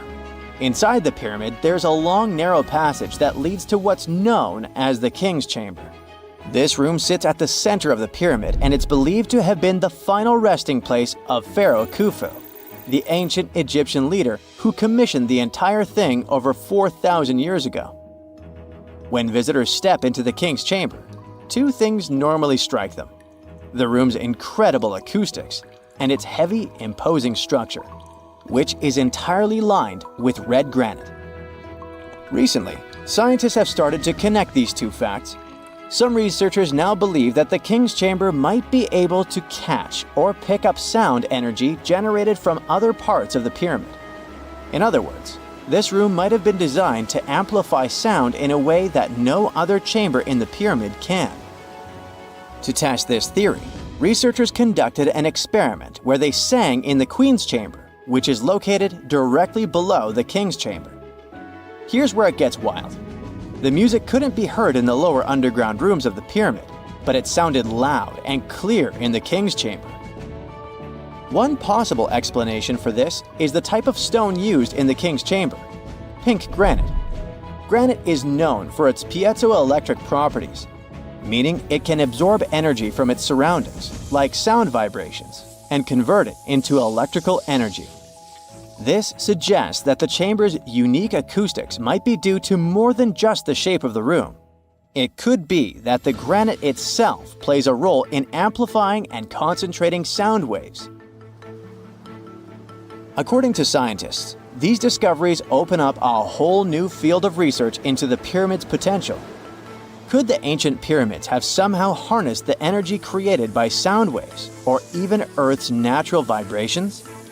It might sound far-fetched, but considering the granite's piezoelectric properties are well documented in modern science, it's not entirely impossible.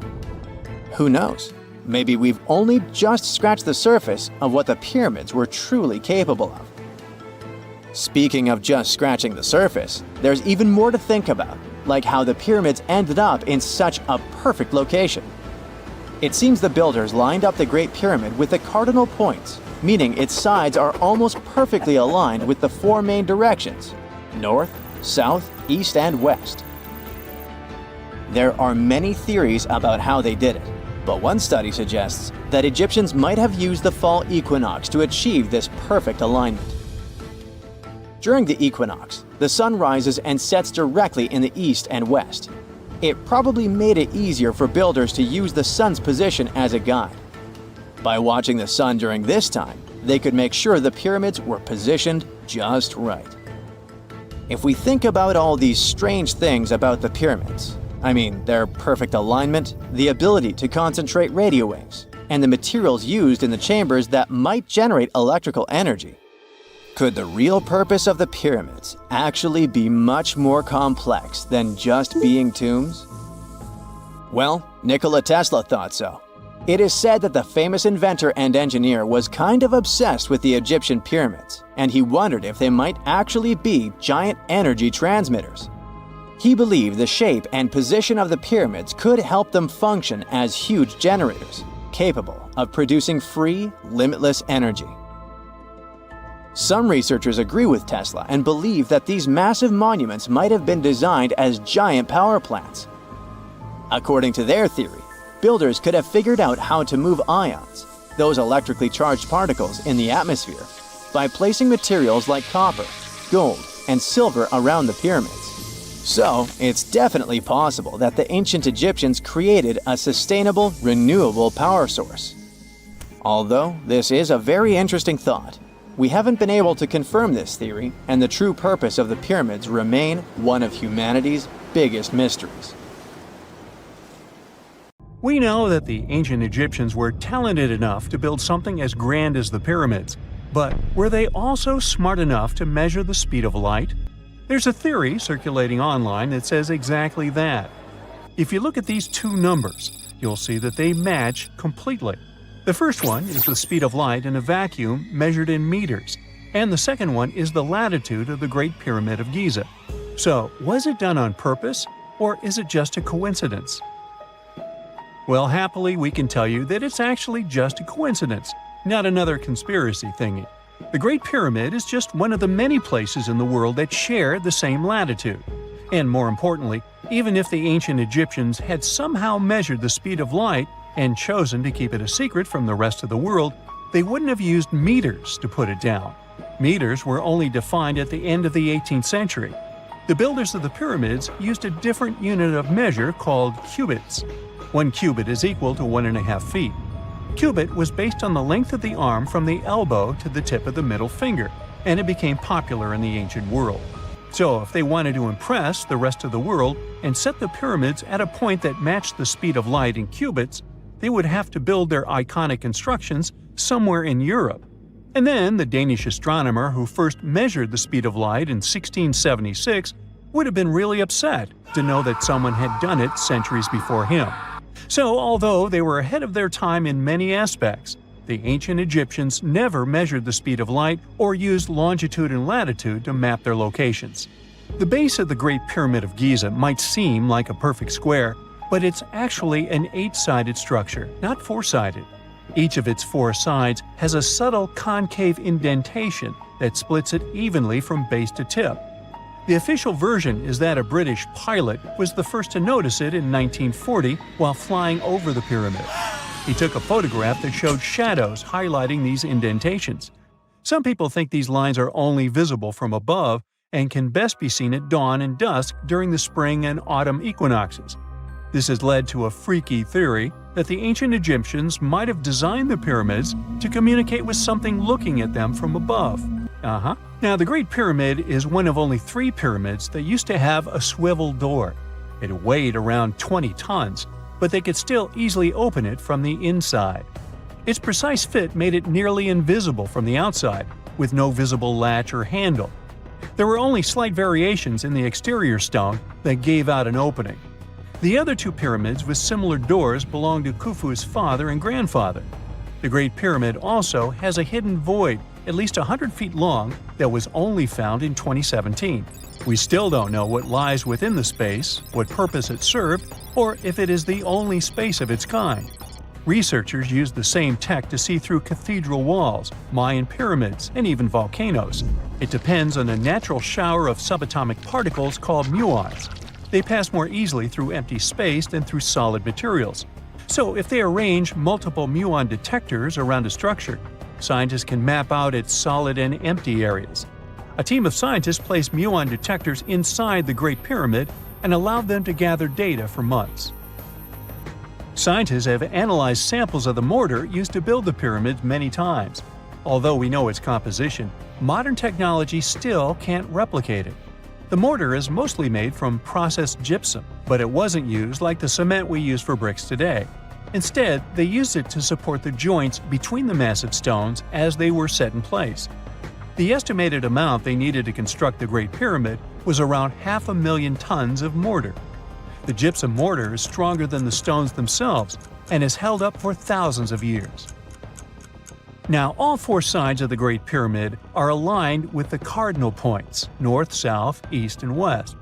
According to geologist and engineer Glenn Dash, the alignment is accurate to within 4 minutes of arc, or 1/15th of a degree. The architects managed to achieve this without modern tools like drones, blueprints, or computers.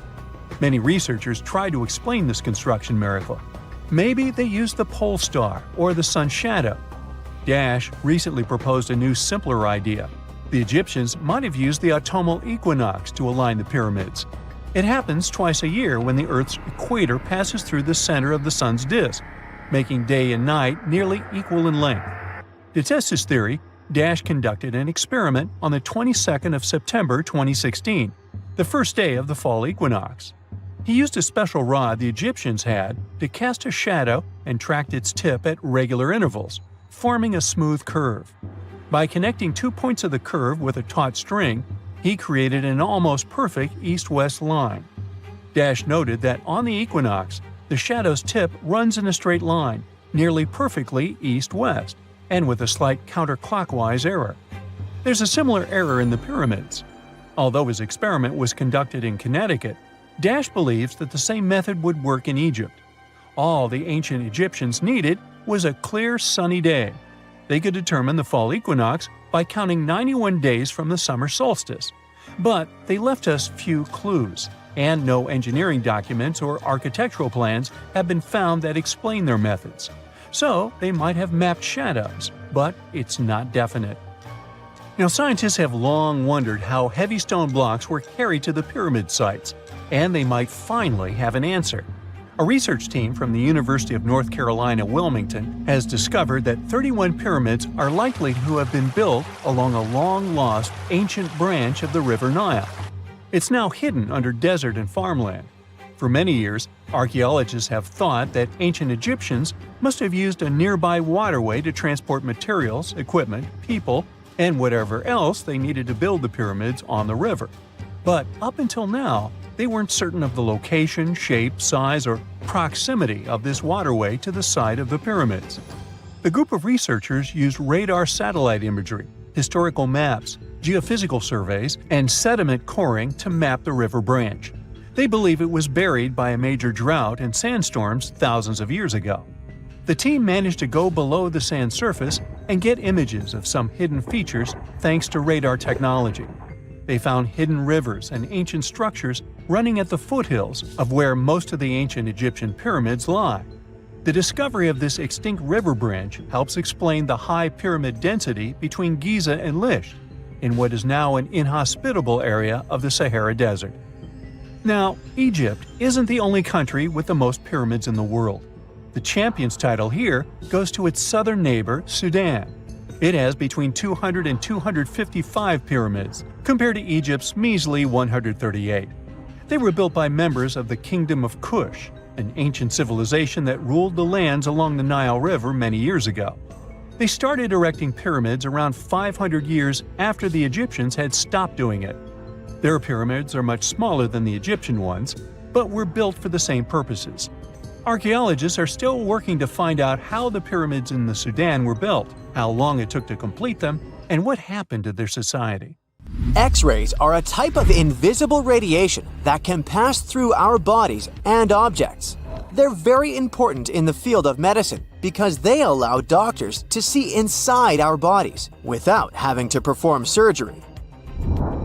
Now, let's dive into how X-rays work. They're a kind of electromagnetic radiation, just like light or radio waves. However, they have much higher energy than light, which makes them able to go through objects that light cannot. Imagine you have a powerful flashlight. If you try to shine it through a wall, the light won't go through because the wall is too thick. But these rays have enough energy to go through walls and even our bodies. The discovery of X-rays happened by accident in the late 19th century. A scientist was experimenting with cathode rays, which are a type of radiation.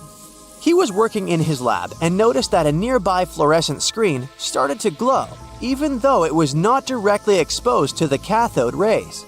He realized that something invisible was causing the fluorescence, and he named it X-ray, because X is the mathematical symbol for something unknown.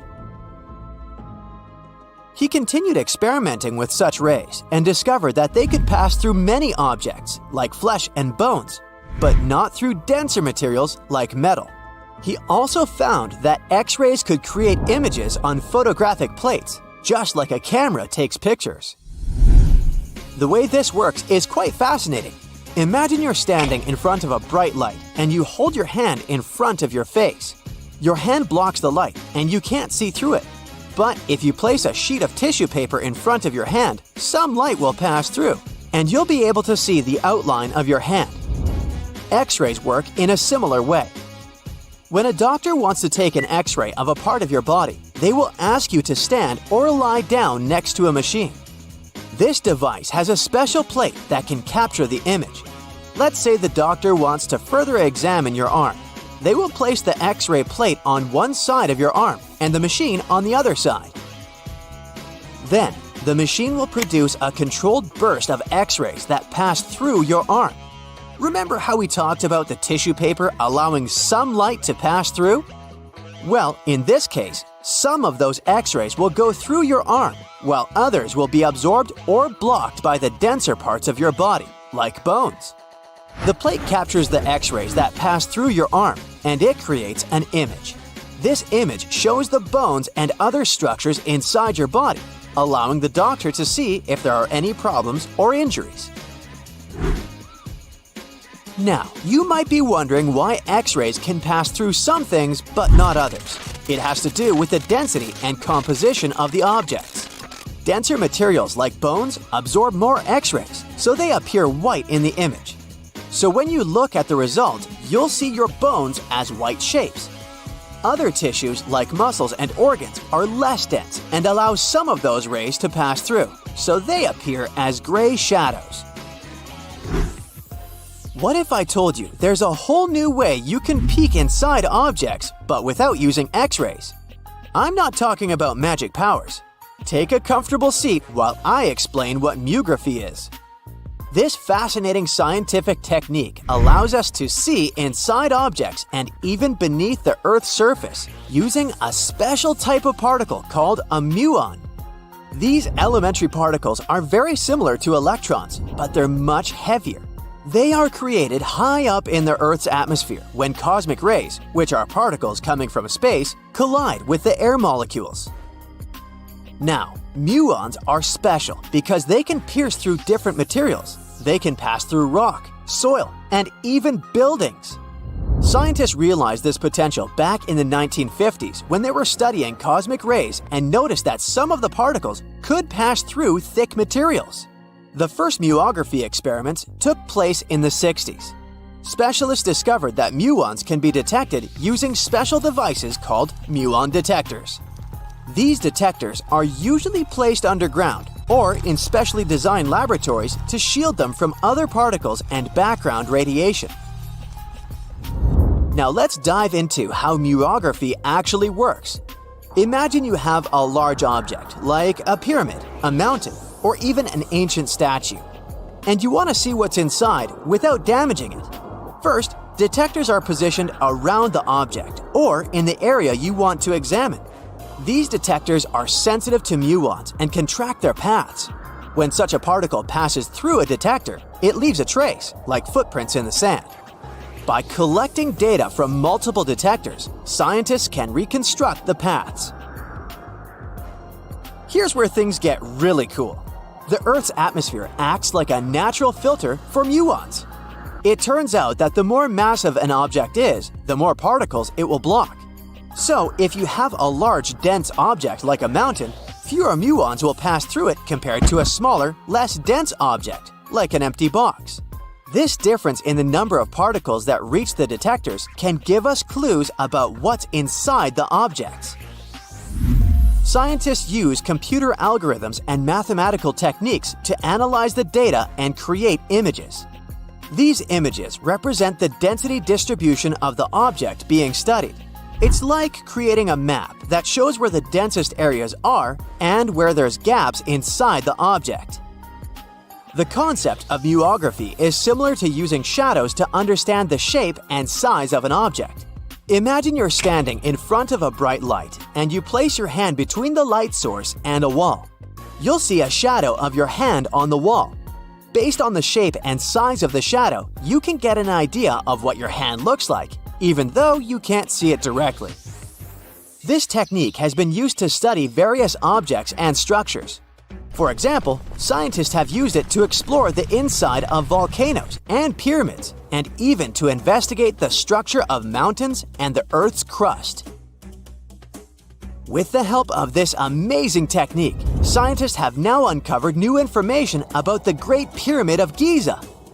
They discovered something that had eluded tomb raiders for centuries. They found a hidden chamber. And guess what they named it? The Big Void. Yeah, I know, not the most creative name. They even used 3 different muon detection techniques just to be super sure that it was indeed a big, mysterious void inside the grandest pyramid of them all.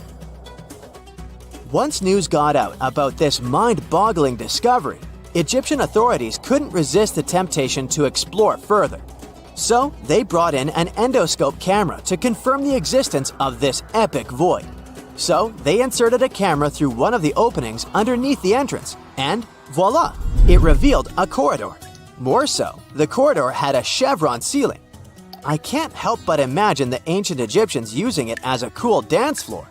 Another team of scientists decided to take another shot at scanning this newfound void. According to them, the Great Pyramid of Giza is a pioneer in the pyramid game. It used a technique called chevron to cover internal structures and keep them from collapsing. Now, why did the ancient Egyptians build this corridor and the grand void it leads to? One theory suggests that the corridor was built to relieve pressure inside the pyramid. Another theory says that the void could be a result of the pyramid's construction process. It could have been an internal ramp used to move roof blocks into position, and then it was left there or filled loosely with rubble. According to other enthusiastic explorers, there might be another burial chamber waiting to be discovered. They believe that the pyramids were built with a dash of randomness in the construction process. As the builders worked their magic, they realized that some chambers wouldn't be able to handle the weight of a majestic sarcophagus. So they made adjustments on the fly, creating new plans as they went along. Before we get into the reason why and how there are pyramids all around the world, let's talk about some of the examples. I'll start with the Pyramid of the Sun in Mexico. These folks really knew how to build a city. Their well-planned urban center spanned over 7 square miles and boasted several pyramids. But the Pyramid of the Sun is the most impressive. This giant pyramid was built way back in 100 CE and is one of the biggest structures of its kind in the whole Western Hemisphere. It's so big that it's 216 feet high above the ground. If you ever find yourself in this ancient city, you won't be able to miss the Pyramid of the Sun. It's right there on the east side of the Avenue of the Dead, the city's main north-south street. To build this incredible pyramid, around 1 million cubic yards of material were used, including a special kind of red volcanic rock called hued tizontal. Impressive, huh? We don't know too much about the people who built the Pyramid of the Sun or its purpose. But archaeologists believe there was once a temple on top of it. When explorers went below the pyramid in the 1970s, they found a bunch of cool tunnels and chambers. In 2011, they even found a secret stash of clay pots, obsidian pieces, animal bones, human figurines, and a mask. Who knows what other secrets the pyramid is hiding? If you decide to see this one, you must climb the pyramid using the 248 uneven steps on the west side. Watch your step. Sudan got some pyramids too. Nubian pyramids aren't as big as the ones in Egypt, but they still got around 200 of them. These ancient pyramids have been home to the tombs of the pharaohs of the Meroitic Kingdom for almost 1,000 years, who ruled Egypt from Nubia to the Mediterranean Sea. The pyramids at Meroe were constructed using granite and reddish sandstone. Oh, and did you know that Sudan has more ancient pyramids than Egypt? The Kushite pyramids depict the indigenous architecture and burial traditions of Nubia's Napata and Meroe kingdoms, which ancient Egypt influenced. Meroe, the burial site of over 40 queens and kings, is the most extensive Nubian pyramid site. The tomb walls depict mummified royals bedecked in jewelry, their wooden caskets containing bows, quivers of arrows, and other artifacts pointing to the Meroitic relationship and trade with Egyptian and Greek civilizations. So if you're looking for some ancient tombs to explore, you may consider skipping the crowds in Egypt and heading on down to Sudan. Let's fly to Iraq to see some more pyramids. Ziggurats have fancy receding layers and tiered temples. Instead of a smooth exterior, it has tiers like a cake. Perfect for all the important work and rituals that went on inside. You can find these towering structures scattered throughout Iraq and Iran, and they're a real testament to the power and skills of the people who built them. One of the biggest and most impressive ziggurats is the ziggurat at Ur. It's basically a giant rectangular pyramid that stands a whopping 70 to 100 feet tall, with 3 levels of terraces and a temple on top. Can you imagine how many baked bricks it took to build that thing? Try 720,000 for just the lower portion. This particular ziggurat was built for Sumerian king Ur-Nammu. Similar to other ones, this pyramid has been around for thousands of years, so it got a little rough around the edges. Thankfully, the Babylonian king Nebuchadnezzar II and some archaeologists came to the rescue in the 6th and 20th centuries respectively. And now, you can find this near Talil Air Base. The ziggurat at Ur was built in 2100 BCE by King Ur-Nammu for the moon deity Nana. It was the tallest building in the city, and you could see it from miles around. It was like the medieval cathedral spire of its day.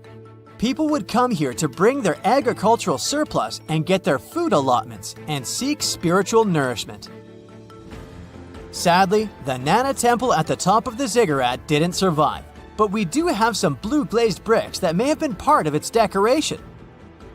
The lower parts of the ziggurat are pretty amazing though. The architects even included holes in the temple's baked exterior to let the water evaporate from its core. Since we explored some of the pyramids on our planet, let's take a broader perspective. They can be found in many parts of the world.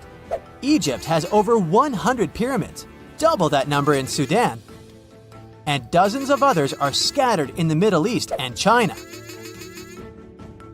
The Americas have the most pyramids in total, with more pyramids than the rest of the world combined. These pyramids are located in Mexico, Guatemala, Honduras, and El Salvador. Time to know more about the evolution of pyramids through history. The oldest pyramid is in Egypt. This pyramid was a step pyramid, which was created by placing one layer of stone on top of another. The pharaoh Sneferu is credited with creating the pyramid shape we recognize today. During his 45-year reign, he built 3 pyramids. His first 2 attempts failed, but he finally got it right with the Red Pyramid, which is considered the first true pyramid. It was Sneferu's son, Khufu, who built the Great Pyramid of Giza, which was the tallest human-made structure on Earth for almost 4,000 years. Latin American pyramids are similar to early Egyptian step pyramids, but they were built independently with no knowledge of each other.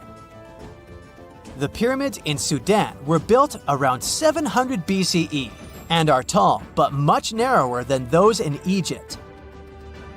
How in the world did all these civilizations build these things without even texting each other? After all, the Aztecs, Mayans, and ancient Egyptians were about as different as possible. But despite their cultural differences, they all seem to agree on one thing. Pyramids were pretty cool.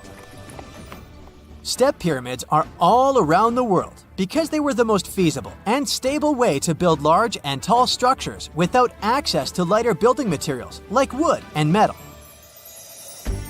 The triangular form with a square base is the best way to build a sturdy structure, and having a cube structure would require more material for less height. Now, when it comes to pyramid design, the Egyptian pyramids were like giant triangles with a square base, smooth sides, and a pointy top. On the other hand, the Aztecs and Mayans went for a tiered cake look, with steps leading up to a flat platform on top. So, while all these pyramids share the same basic shape, they have their own unique flair. Each group built its pyramids using different materials, techniques, and slope angles. So while they may have been inspired by each other's work occasionally, they were just doing their own thing.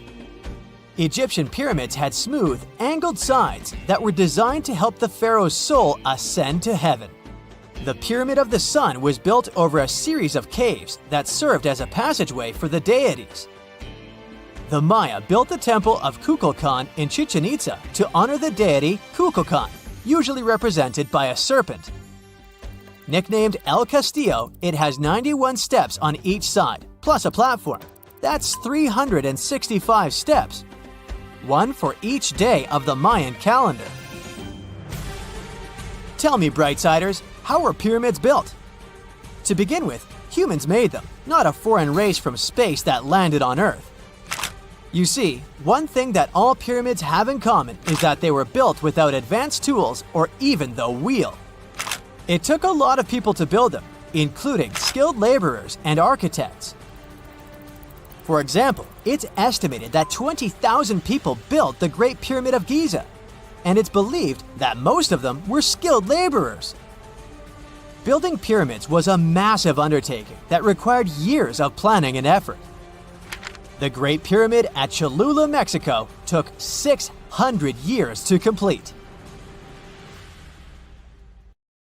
In 1850, French scientist Auguste Mariette went to Egypt looking for manuscripts, but accidentally found a head of a sphinx sticking out of the dunes.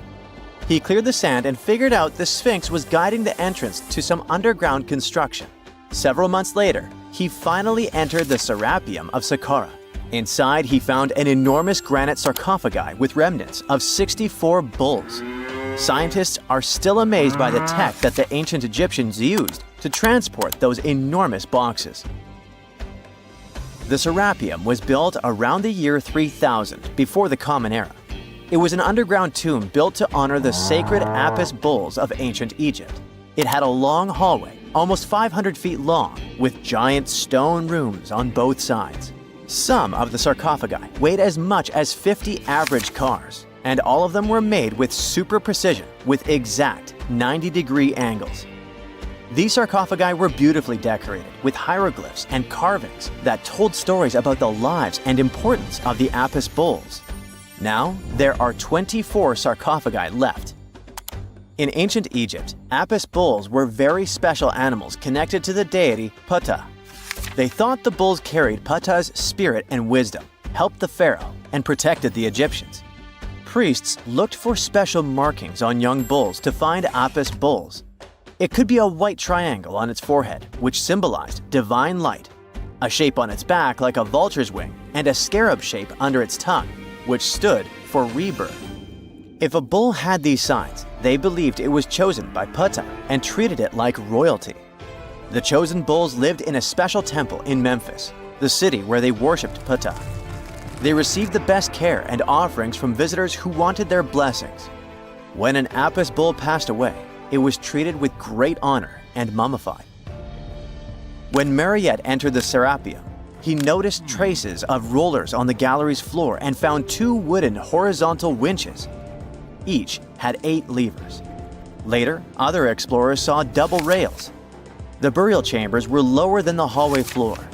To get the boxes into place, workers filled the chambers with sand so the sarcophagi could be rolled in straight. Then they slowly removed the sand to gently lower the boxes into perfectly cut spaces in the bedrock. A carved stone sign found in the Sarapium said it took 28 days to move just one sarcophagus and its lid into its spot during the time of Ptolemy II. The extreme precision of the sarcophagi with 90-degree angles also has an explanation. Ancient Egyptians wrote texts, or rather, papyrus, on geometry a long time ago. It shows that they knew the approximate number pi and could calculate the volume of a pyramid with its top cut off. If they could figure out complicated math like that back then, it makes sense that they could also carve perfectly flat surfaces 500 years later. All this sounds pretty legit, but some people think certain things don't add up here. The size of boxes is way larger than the size of bulls, yet they buried pharaohs in tiny coffins that barely fit their bodies. The sarcophagi are made out of granite with crazy precision, and they could have just used limestone, which would have made things way easier. The transportation of the boxes seems pretty simple, but only in theory. If one person could pull about 440 pounds, then at least 250 people would be needed to pull just one box. The tunnels in the Sarapium are really narrow, only about 2 feet wider than the boxes themselves. There's no way hundreds of people could have squeezed into those tight spaces to pull the boxes. And even if they did, how would they turn the box in the cramped corridor, lower it into its niche, and place it perfectly in the middle? Somehow they did this 24 times, and every box is centered perfectly. Plus, the chambers were dusty, and there were no signs of soot from lamps. This means they must have worked in almost complete darkness. The real use of the boxes could also be different. A long time ago, even before the Egyptian pharaohs ruled, the local people already knew how to use fermentation. It happens when tiny organisms called yeast eat certain ingredients like starch and turn them into gas and ethanol. So someone in ancient Egypt probably put food like barley, bread, and even meat inside a giant stone box, then closed it tight with a heavy lid. These stone boxes, carved from granite, were so precisely made that they were almost completely sealed, so nothing could escape from it. As the yeast inside the box started working, it created more and more CO2 gas. It built up pressure inside the box. The granite boxes were incredibly strong. They could handle more pressure than a car tire can hold. When granite was squeezed under such pressure, its crystals produced a tiny electric charge. This effect was possible because granite contains quartz, a material that reacts to pressure this way. The process also needed meat or animal parts, possibly to help the yeast grow better. Meat contains something called oleic acid, which yeast needs to keep growing and to survive the bad effects of the ethanol it produces. As the pressure inside the box kept growing, the combination of gases and electricity made these boxes not just ancient fridges, but powerful energy systems. Over time, the pressure inside got so strong that it could push the lid open and the gas would escape with a pop.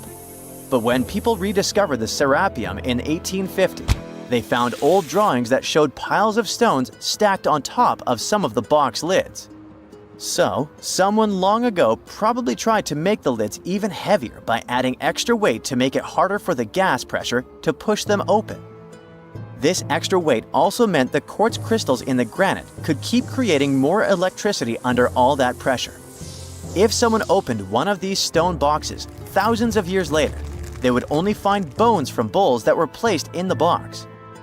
And that's exactly what Mariette discovered in the 1850s. They opened the Sarapium for visitors soon after the first excavations in the second half of the 19th century. Prince of Wales even had a luncheon with his guests in one of the sarcophagi. Sands and earthquakes made the site inaccessible for a while, but now you can visit it again and try to solve the mystery yourself. With new tech, we could have answers to many other historical mysteries soon.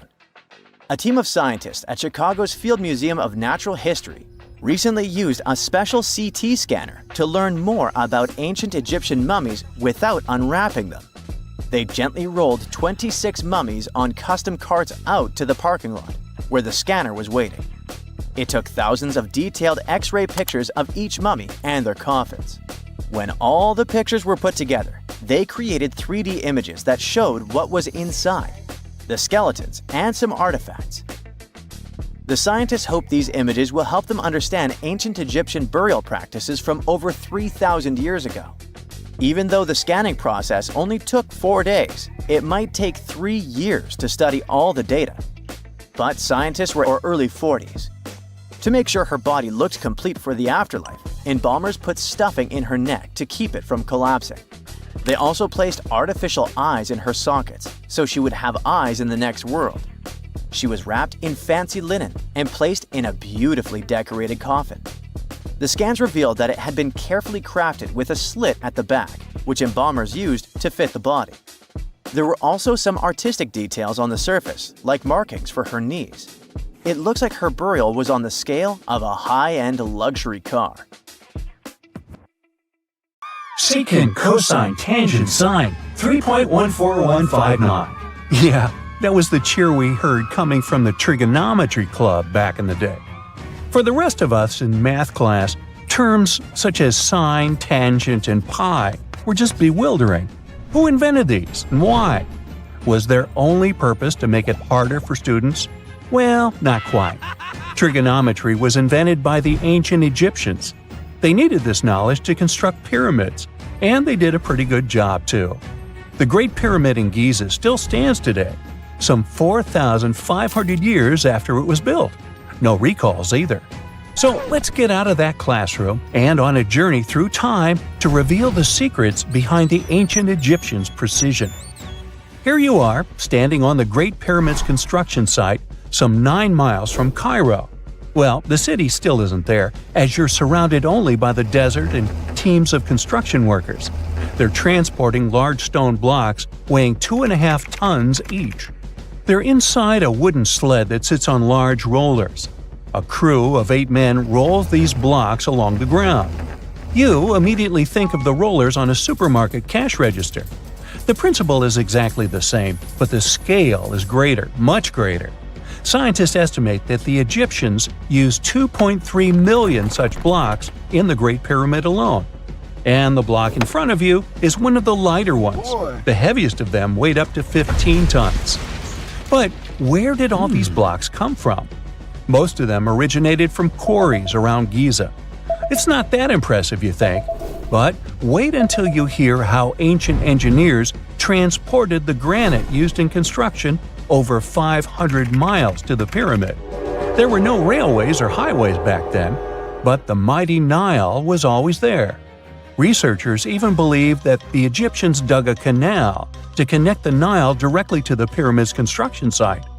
All they had to do then was to wait for the flood season to begin, and voila! The rising water levels floated the heavy stone blocks for them. But how did they lift the enormous stones on dry land to stack them up to the top? Did they use oversized cranes?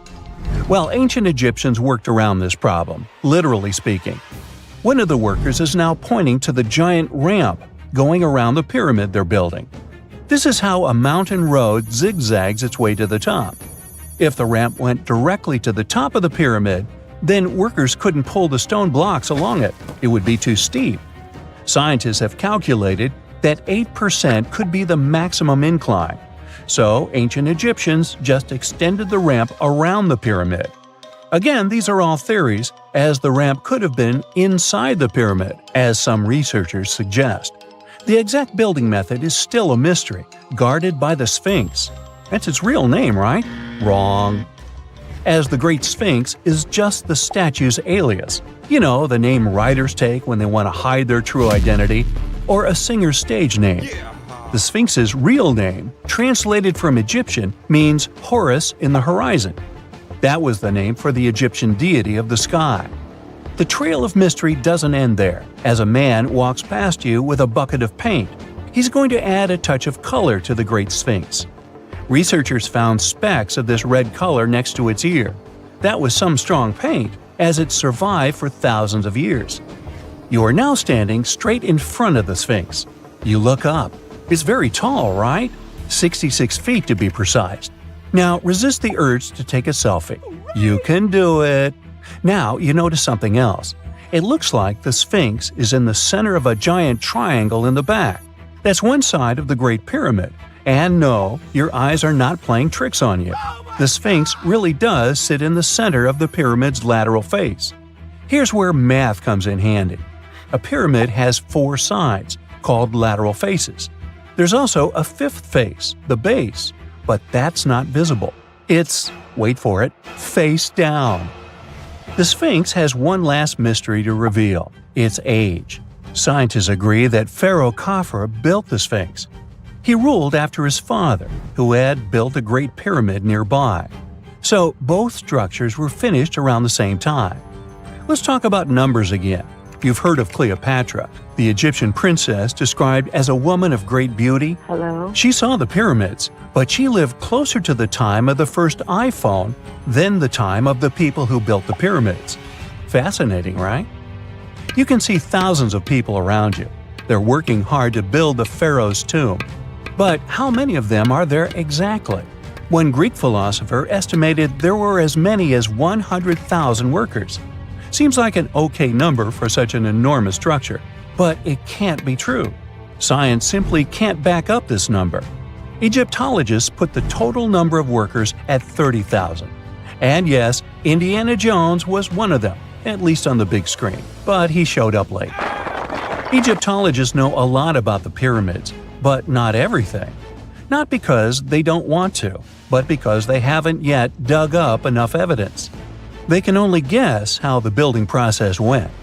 First, engineers would arrive to choose the right spot and do the necessary measurements. That's why they needed all that complicated math. Then, it's time for sourcing the material, the large stone blocks I mentioned earlier. When boats deliver them to the site of the future pyramid, workers can finally do their thing. They operated in smaller groups, but there were at least 2,000 of them chiseling and carving away at any given time. Sounds like a typical construction site today? Well, that's because it is, just thousands of years ago. It's amazing what ancient Egyptians were able to achieve with just copper and stone tools. The pyramid is now complete in front of you. But is it the same pyramid we see today? Why is this structure shining bright in the desert sun? Isn't it supposed to be a dusty yellow color? Well, no. Human activity and the elements have completely stripped the outer layer of stones over time. Expert craftspeople polished these blocks using nothing but stone and sand. The end result was a smooth and shiny rock. On the day it was completed, the Great Pyramid of Giza was a perfect triangle of light. Its polished sides acted like giant mirrors, reflecting the powerful Egyptian sun. This is the point where you should put your glasses on, and that shiny thing you see at the pyramid's very top is actually gold. The capstone at the top of the pyramid is called a pyramidion. It was covered in sheets of gold. As you can guess, these were the first stones to disappear. Let's make another stop before we get you back to your classroom. We travel to the British Isles, and no, Stonehenge isn't our destination. It is Newgrange in County Meath. Scientists estimate that the ancient peoples of Ireland built this stone monument around the year 3200 BCE. This makes it older than both Stonehenge and the Great Pyramid in Giza. The function of the circular mound in Newgrange is the same as the one of the Great Pyramid and equally mysterious. The estimated amount of loose stone present in the valley is over 220,000 tons. And it's not just randomly thrown on a pile. The order in which the stones are set makes the structure water-resistant. That would explain how Newgrange had survived for so long. Kinda makes you want to splash out the cash for that waterproof phone case, huh? Well, you're back in your school desk, but today's math lecture is the last thing on your mind. You're thinking about how great the Egyptian pyramids are, and if we have something similar today. It turns out modern engineers are just as impressed with the Great Pyramid as you are. There's a glass pyramid sitting in the main courtyard of the famous Louvre Museum in Paris. The panorama of San Francisco wouldn't be complete without the 48-story Trans-America Pyramid. But Las Vegas went the furthest. There we find the Luxor Hotel. It's so big that it's the third largest pyramid on the planet. And guess what's in front of it? Yup, a replica of the Sphinx. It's 110 feet tall, 2 stories higher than the one in Giza. Yeah, everything's bigger in Vegas. A gruesome discovery took place in Egypt some years ago. You want to hear about it? 16 human hands, carefully buried in 4 eerie pits. They didn't look too much like human hands at first, since they were abnormally large, but they were. Weirdly, there were only right hands. No left hands were in sight. It turned out that it points to the practice of an ancient dark ritual. Old Egyptian art and tales talked of a ceremony where warriors would present the right hand of their adversaries as proof of victory and ask for gold in return. Egyptians believed in the afterlife, so cutting off someone's hand meant you cut off their power eternally. Guaranteeing this type of defeat was interesting to the winning party. Here, the fight was between Egyptians versus Hyksos, who lived in what was once known as Canaan. Egypt has always been the center of some history-changing findings, and some time ago, this papyrus was found. If we stretched it open, it would be just a tad bigger than the height of a skyscraper. The world's tiniest skyscraper, which is located in Wichita Falls, Texas. When humans didn't write on their notes app, they wrote on this thing, made from the medulla of a papyrus plant. Around 2,000 years ago, ancient Egyptians wrote something reminiscent of a book where they describe most of their funerary traditions and their visions of the afterlife. It's considered one of the most important texts from ancient Egypt and is still sold in bookstores to this day. This ancient manuscript was unearthed from a chamber located just south of the Pyramid of Djoser, located in Saqqara. Oh yes, Djoser is the oldest pyramid in Egypt and not the Giza pyramids like most people think. So recently, the site of Saqqara buzzed with excited archaeologists who probably found one of Egypt's oldest complete mummies. They believe that this beautiful and well-preserved mummy was that of a wealthy man. He was discovered in a deep shaft, covered in layers of gold leaves. There are many symbols that show he was an important and wealthy man, like the band he wore on his head, the bracelet on his chest, and the fact that he was embalmed with a tunic, which was reserved for Egypt's finest. The most exciting part of the entire discovery was finding the resting place sealed with mortar, just as the ancient Egyptians had left it 4,300 years ago. Now this may sound weird, but back in 2008, archaeologists discovered a missing pyramid. Now it went missing because it deteriorated over the span of 4,000 years. Today, you can only see its base. It was a pretty important site back in ancient times. It is said that around the area of the pyramid, the ancients hosted a special type of ceremony where high priests would carry mummified remains of sacred bulls. Now, here's a fun fact. Ancient Egyptians believed that Apis bulls were earthly incarnations of the city deity of Memphis and was connected to rites of fertility. It wasn't just any Apis bull, though. They needed to be all black, with a single white mark between its horns and a bunch of very specific characteristics. They were selected by the local priests and honored until they passed away. After that, they were mummified and buried in underground galleries. Meanwhile, this missing pyramid sort of disappeared around the 1800s. It was a German archaeologist who first found it in the village of Saqqara. He called it the Headless Pyramid when he first found it. But then, years after the official discovery, the desert sand came along and covered the whole thing. There were some excavations between the 19th and 20th centuries, but they weren't too systematic. That's why scientists were so thrilled when they dug an entire pyramid's base after removing the 25-foot mound of sand that was covering it. Oh, and it turns out American archaeologists are excavating a cemetery in Egypt that could contain over 1 million mummified bodies. So far, archaeologists have dug around 1,700 mummies. One of the main differences from other classic Egyptian mummies is that these people weren't kings and pharaohs. They were commoners that most likely lived about 1,500 years ago, when Egypt was controlled by the Roman and Byzantine empires. The name of the cemetery is cool, though, the Way of the Water Buffalo, just in case you want to check it out on your next trip. Other than bulls and buffaloes, ancient Egyptians also liked baboons. Are you seeing a pattern here? In the beginning of the 20th century, archaeologists discovered a site filled with mummified baboons in a place called, guess what? The Valley of Monkeys. An animal wouldn't have been mummified if it wasn't considered important. Certain animals were more important than others, since they were linked to specific deities. Jackals were connected to Anubis, the ancient god of the afterlife, and cats were likened to the female deity Bastet.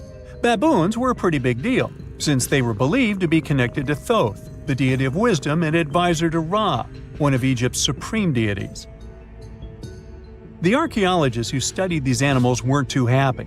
They think these baboons were kept inside and were deprived of sunlight for most of their lives.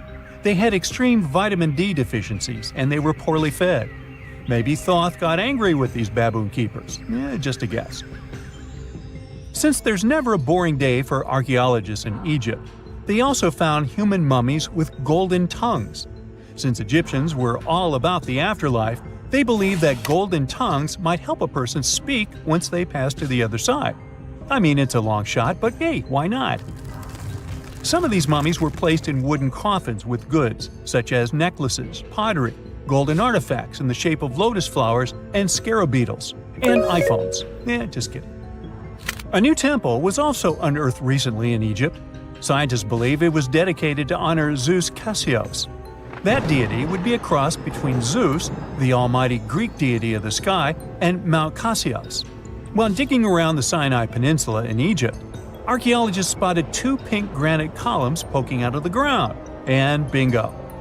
They believe these columns represented the temple's front gate and collapsed during an earthquake many years ago. And speaking of deities, there weren't only super serious deities. Recently, scientists unearthed a golden ring in a city south of Cairo. No, Frodo, it's not magical. It was a normal gold ring, but it had the depiction of the deity of fun, officially named Bes. This deity is often described in sacred texts as a happy chubby dwarf. Today, many tattoos we get are sorta deprived of any sense and are made of aesthetic purposes only. In ancient Egypt, though, women would get tattoos as a token of protection for childbirth. That's what scientists think, at least.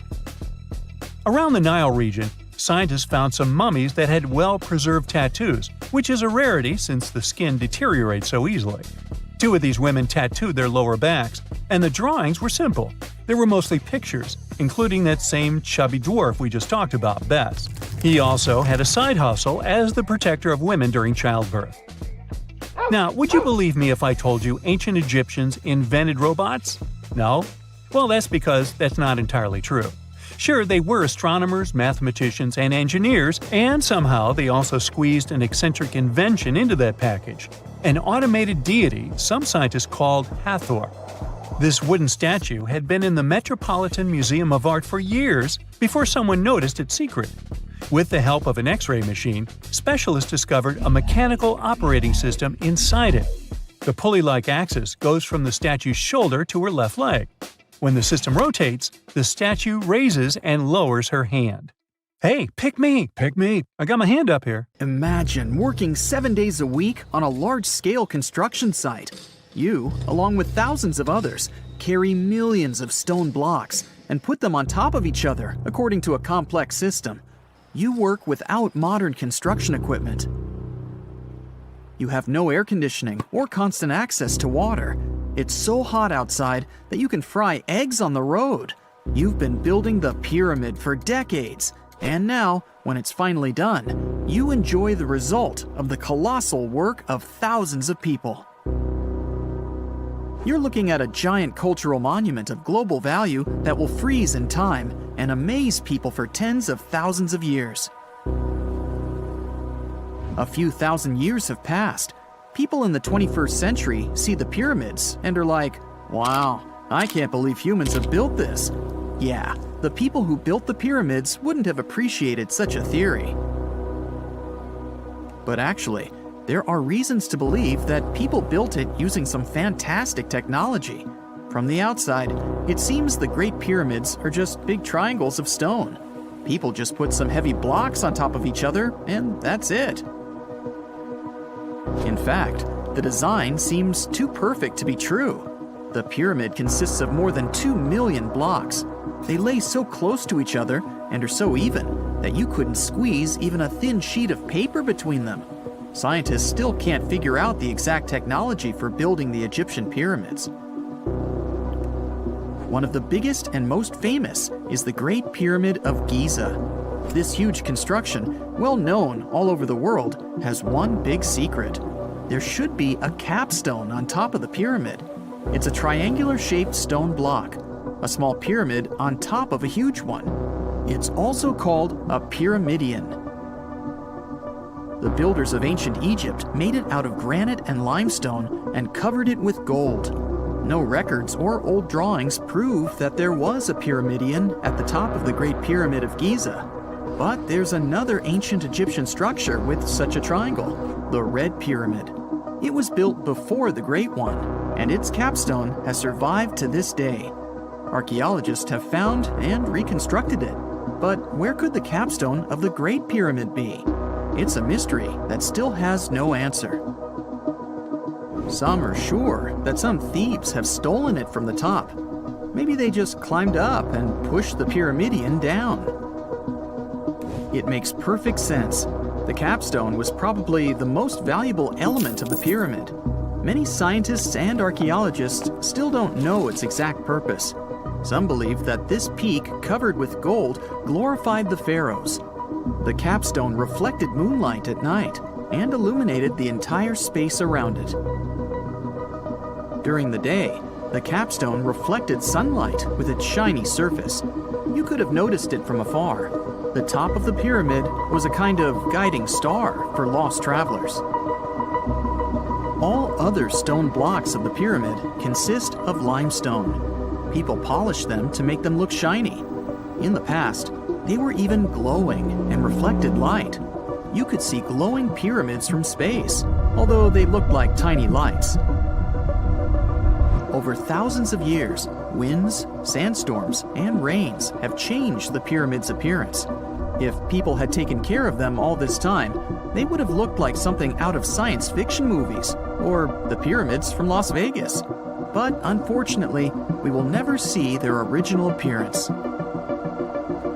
Some archaeologists and scientists believe that the capstone could absorb the sun's energy and distribute it evenly throughout the pyramid. No one knows precisely why the Egyptians needed this technology.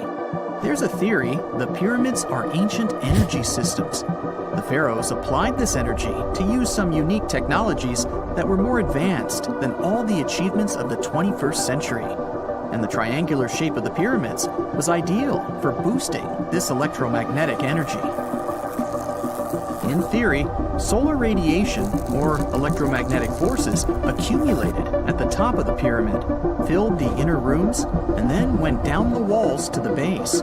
Any surface distortion could prevent the flow from spreading, so they had to create a perfectly smooth surface. That's why they installed the blocks so that nobody could squeeze a needle or razor blade between them. Many people believe in this theory because they built the pyramids from limestone. This material can hold energy inside itself. In the inner part, they created granite deposits to cause air ionization, that is, to create an electric charge. They also dug channels under the pyramid for water to transmit electricity. And at the top, they put a gold capstone, the best conductor of electricity. So, this is how you get a great power generator. Different cultures used similar technologies to create electricity all over the world. But these are all theories. If it had been working, humanity would have used these technologies today. There are mentions of the metal industry, chemistry, engineering, physics, mathematics, and astronomy in some ancient records. Most scientists don't believe in all these things. We know the detailed stages of the technology's development in different cultures. In the 21st century, scientists, historians, and anthropologists can track the evolution of all modern devices. If people had created some technological inventions in ancient times, the history of the world would have looked different. Perhaps all the achievements of antiquity could have been wiped off the face of the earth by global cataclysms, and it can happen to us. Just imagine how people would dig up a laptop in 5,000 years. Perhaps they wouldn't understand what kind of device it is. Another Egyptian wonder surrounded by mystery is the statue of the Sphinx. The Egyptians carved it out of a single massive piece of limestone about 4.5 thousand years ago. But scientists still don't know the exact date of its construction or who built it. People painted the Sphinx in different colors, so it looked much brighter and more vivid in the distant past. It was shining just like the Great Pyramids. Anyway, time hasn't only changed its appearance, but its name too. Initially, the Egyptians called it Hor-Mekhet. The Greeks renamed it the Sphinx about a few hundred years after it had been built. The Sphinx emphasized the greatness of the rulers of Egypt. It also performed a symbolic function of a watchdog guarding the tomb of the pharaoh and the paths leading to it. This version sounds realistic, since archaeologists have discovered many secret entrances at the foot of the Sphinx. Perhaps these rooms and intricate tunnels lead to underground halls with treasures. And treasures don't always mean gold and jewelry. According to legends and theories, the Sphinx guards the Hall of Records, the storage of all humankind's knowledge. The information about the ancient mythical state of Atlantis could be there. You can find many detailed maps of the internal dungeons of the Sphinx on the internet. They show structures 12 stories deep under the statue. It looks like a small city filled with gold, scrolls of knowledge, and various ancient artifacts. But don't believe all these maps. These are just theories. Several thousand years have passed, but people have very little information about it. Archaeologists know that there are still many strange and exciting things about the Sphinx that are still undiscovered.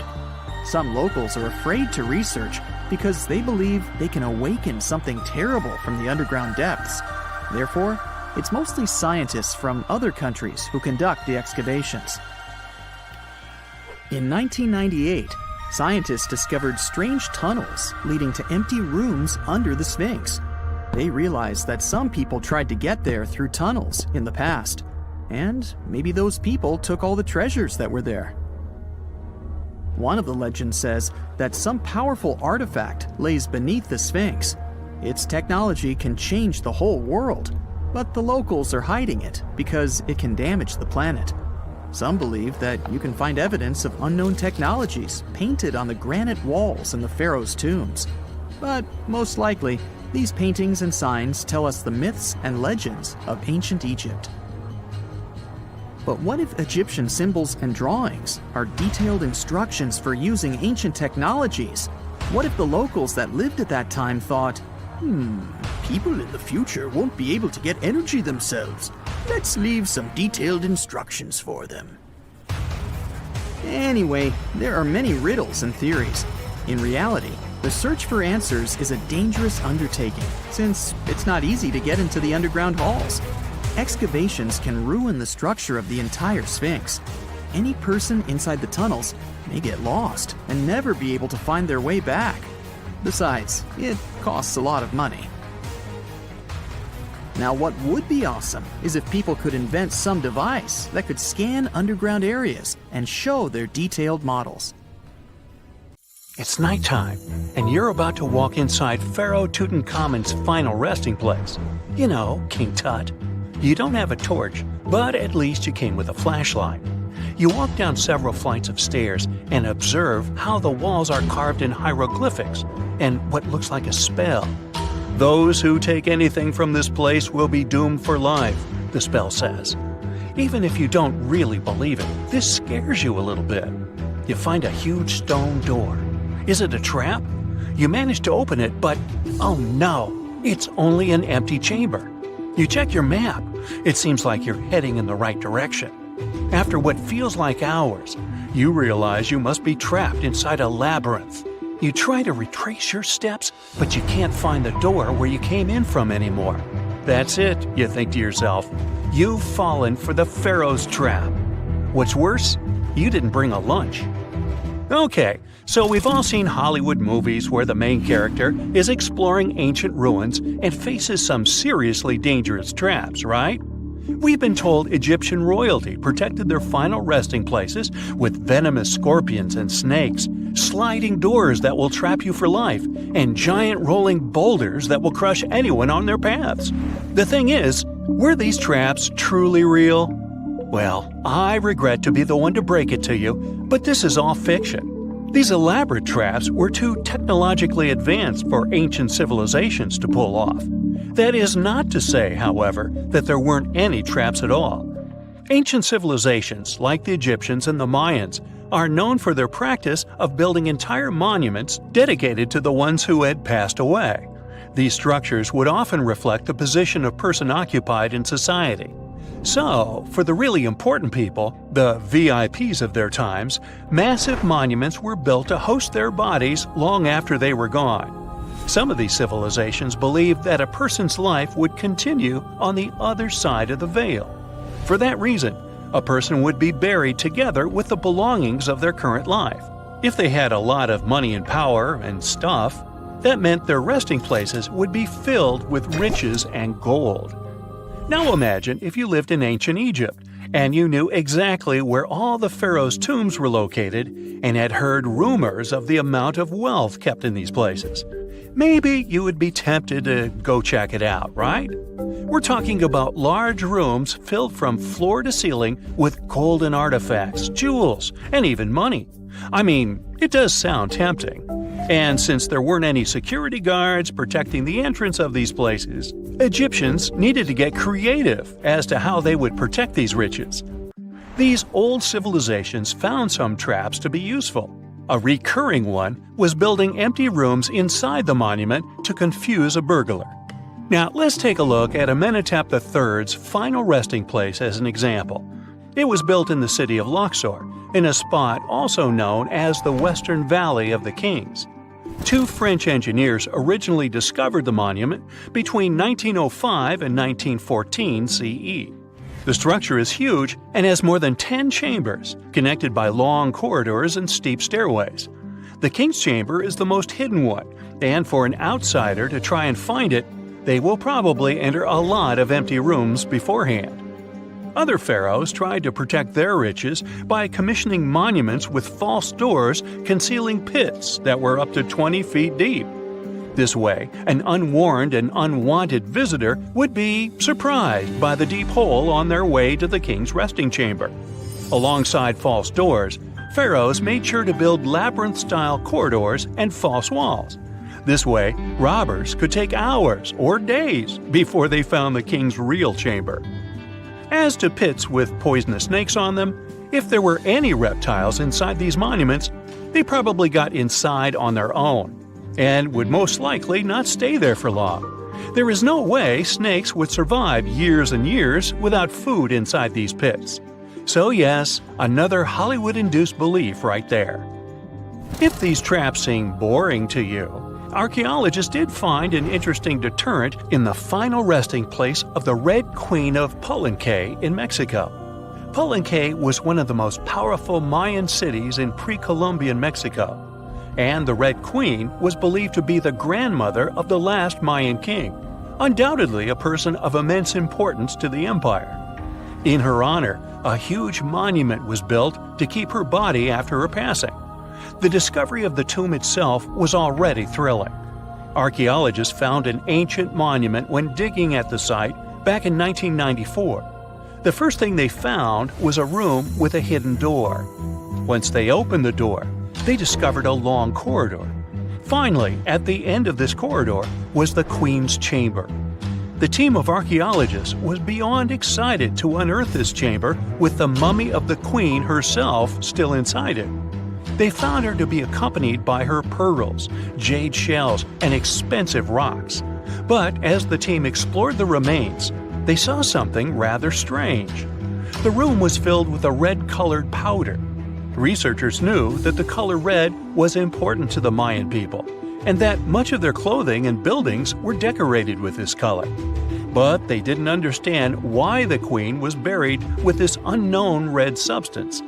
After they took a sample back with them for further analysis, they discovered that the red powder was cinnabar, a very dangerous mineral.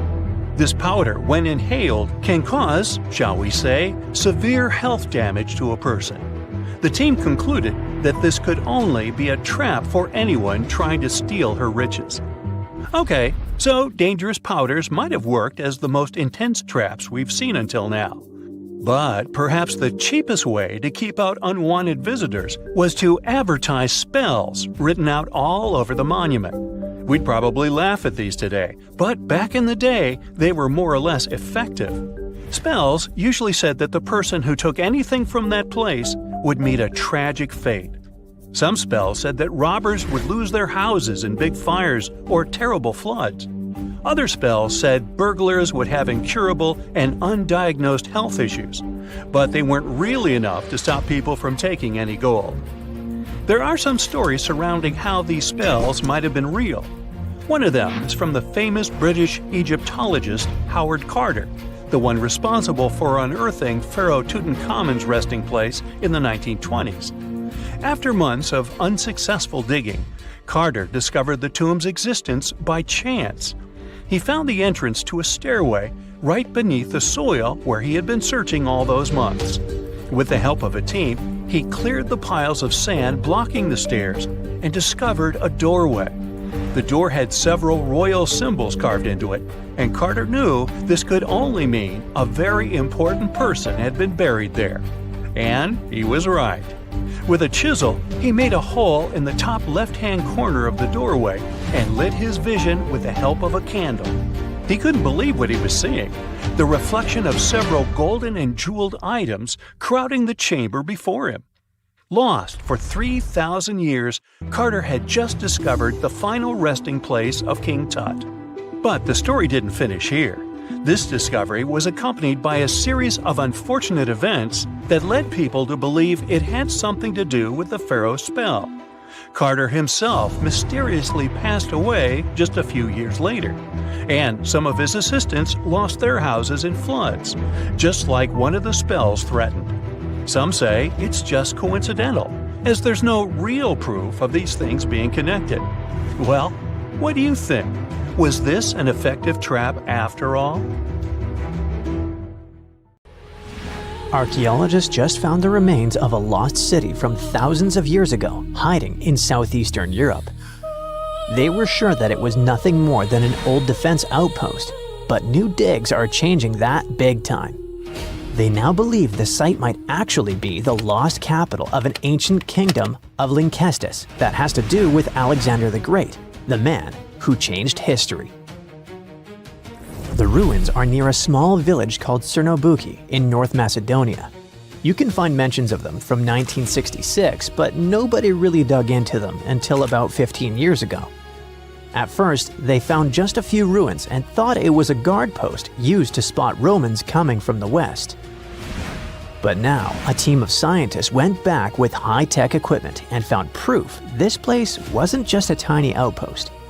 Researchers managed to look under the ground and found that the Acropolis the ruins sit on, which is a flat hilltop, has enough rooms and infrastructure to host a full-on city inside the fortress walls. It covers about 2.8 hectares and around 10,000 people lived here at its peak. Researchers also found a textile workshop and plenty of artifacts, including a coin from the time of Alexander the Great and with his image, axes, game pieces, and an oil lamp, and even a small ceramic with a heart motif. One of the coolest finds is a reusable clay theater ticket, which was unique to North Macedonia. This means there was also most likely a theater here, and it could be in one of the large buildings. Experts used to think that the city was from the time of King Philip V, but now, thanks to the coin and especially the ancient tools and broken pottery that were found, they believe people might have lived there during the Bronze Age. Lynkestis and the rest of Upper Macedonia had some pretty intense weather with freezing, rainy winters, and super hot summers. Life there wasn't easy, and most of the time, it was all about surviving. The people who lived in the area were mostly nomadic herders, and they had to move around depending on the season.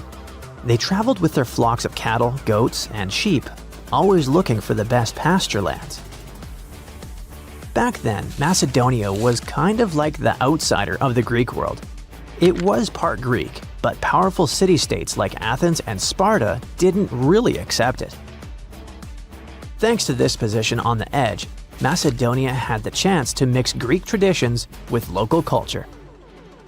Eventually, they took over and changed the whole ancient world under kings like Philip II and Alexander the Great. The new discoveries at Cernobukki show us how connected and powerful ancient Macedonia really was, especially since the city sat along trade routes to Constantinople. Big historical figures like Octavian and Agrippa might have passed through the area on their way to clash with Cleopatra and Mark Antony. The place could also be the lost capital of the ancient kingdom of Lynkestis or Lyncus. Some experts think that a major city in Upper Macedonia could be where Queen Eurydice was born. That powerful lady gave birth to Philip II of Macedon, who took over Lynkestis in the 4th century BCE. The kingdom of Macedon became independent, and thanks to it, the son of Philip II, Alexander the Great, later became the king of the Macedonian Empire. That man totally lived up to his name. In just 13 years, he created one of the biggest empires in history, stretching from Greece all the way to Egypt and India. And he managed to do all that before passing away at just 32 years old. Researchers plan to dig deeper into this important site to learn more about the early civilizations of Europe. This incredible discovery was possible thanks to LiDAR. This remote sensing tool helps map things like how tall plants are, how thick forests are, and other details across big areas. LiDAR is an active system, meaning it creates its own energy, in this case light, to scan the ground. A laser fires super fast pulses of light that shoot down to the ground and bounce off things like buildings and tree branches. The LiDAR sensor then catches the reflected light and records it. The system measures how long it takes for the light to go from the laser to the ground and back. This is called the two-way travel time. That time helps figure out the distance the light traveled. Then, using that distance, the system can figure out the exact elevation of different spots. Scientists recently found another lost city using the same technology. This one, called Giza, was hiding beneath the dense jungles of Mexico for 600 years. All this time, researchers believed there was just an abandoned fortress there. There was no way to go and see until recently, when they used LiDAR and got a 3D model of the area in just 2 hours from a plane. Giza was built in pre-Columbian times between the years 1350 and 1521. It covered 360 hectares and had over 1,100 buildings. 2.5 miles of defensive walls, and a whole network of internal roads. The city had a well-planned urban layout with temples and ball courts and separate neighborhoods for the elites and commoners. It was a crucially important place for the Zapotec people, a group that had lived in the area since around 600 BCE. In Giangola, families lived together in homes with big patios in the middle, surrounded by rooms.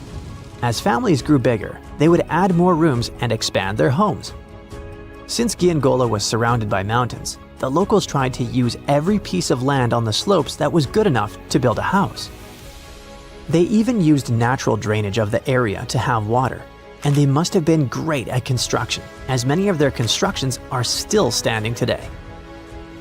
But at some point in the beginning of the 16th century, they didn't have enough fresh water and good farmland to grow food, and moved away to nearby Tehuantepec. Archaeologists plan to learn more about how the Zapotecs were organized, how they ruled their cities, and how they interacted with the Spanish when they arrived. They plan to study all 1,170 buildings found in the LiDAR scan, and it'll take a few years. Another recent find, made with the same groundbreaking tech, is a massive city that lay hidden beneath the thick green canopy of the Amazon rainforest. A whole network of houses, plazas, roads, and canals was hiding in the shadow of a mighty volcano. Many scientists thought that ancient Amazonian people lived in tiny huts and cleared patches of land to survive. But this city, built 2,500 years ago and inhabited for nearly 1,000 years, debunked that theory and changed everything. Now, researchers think tens of thousands or even hundreds of thousands of people lived in complex urban societies. They scanned the area and found that 6,000 rectangular platforms, each about 66 by 33 feet and 6 to 9 feet high. These structures were arranged in clusters around central plazas that had straight roads with perfect right angles and paths connecting them. One of the roads was an impressive 16 miles long. Building straight roads like this is way harder than just going with the landscape. Some of these roads may have had great spiritual or ceremonial significance. The civilization was thriving thanks to rich soil from a nearby volcano. But the same volcano may have also led to its downfall. Researchers also found signs of threats to the cities, such as ditches that blocked entrances to the settlements. Maybe some people living nearby were trying to get in. The next step for the scientists will be to study the adjoining 116 square miles to know more about this large, complex society that could be bigger than the well-known Mayan cities in Mexico and Central America.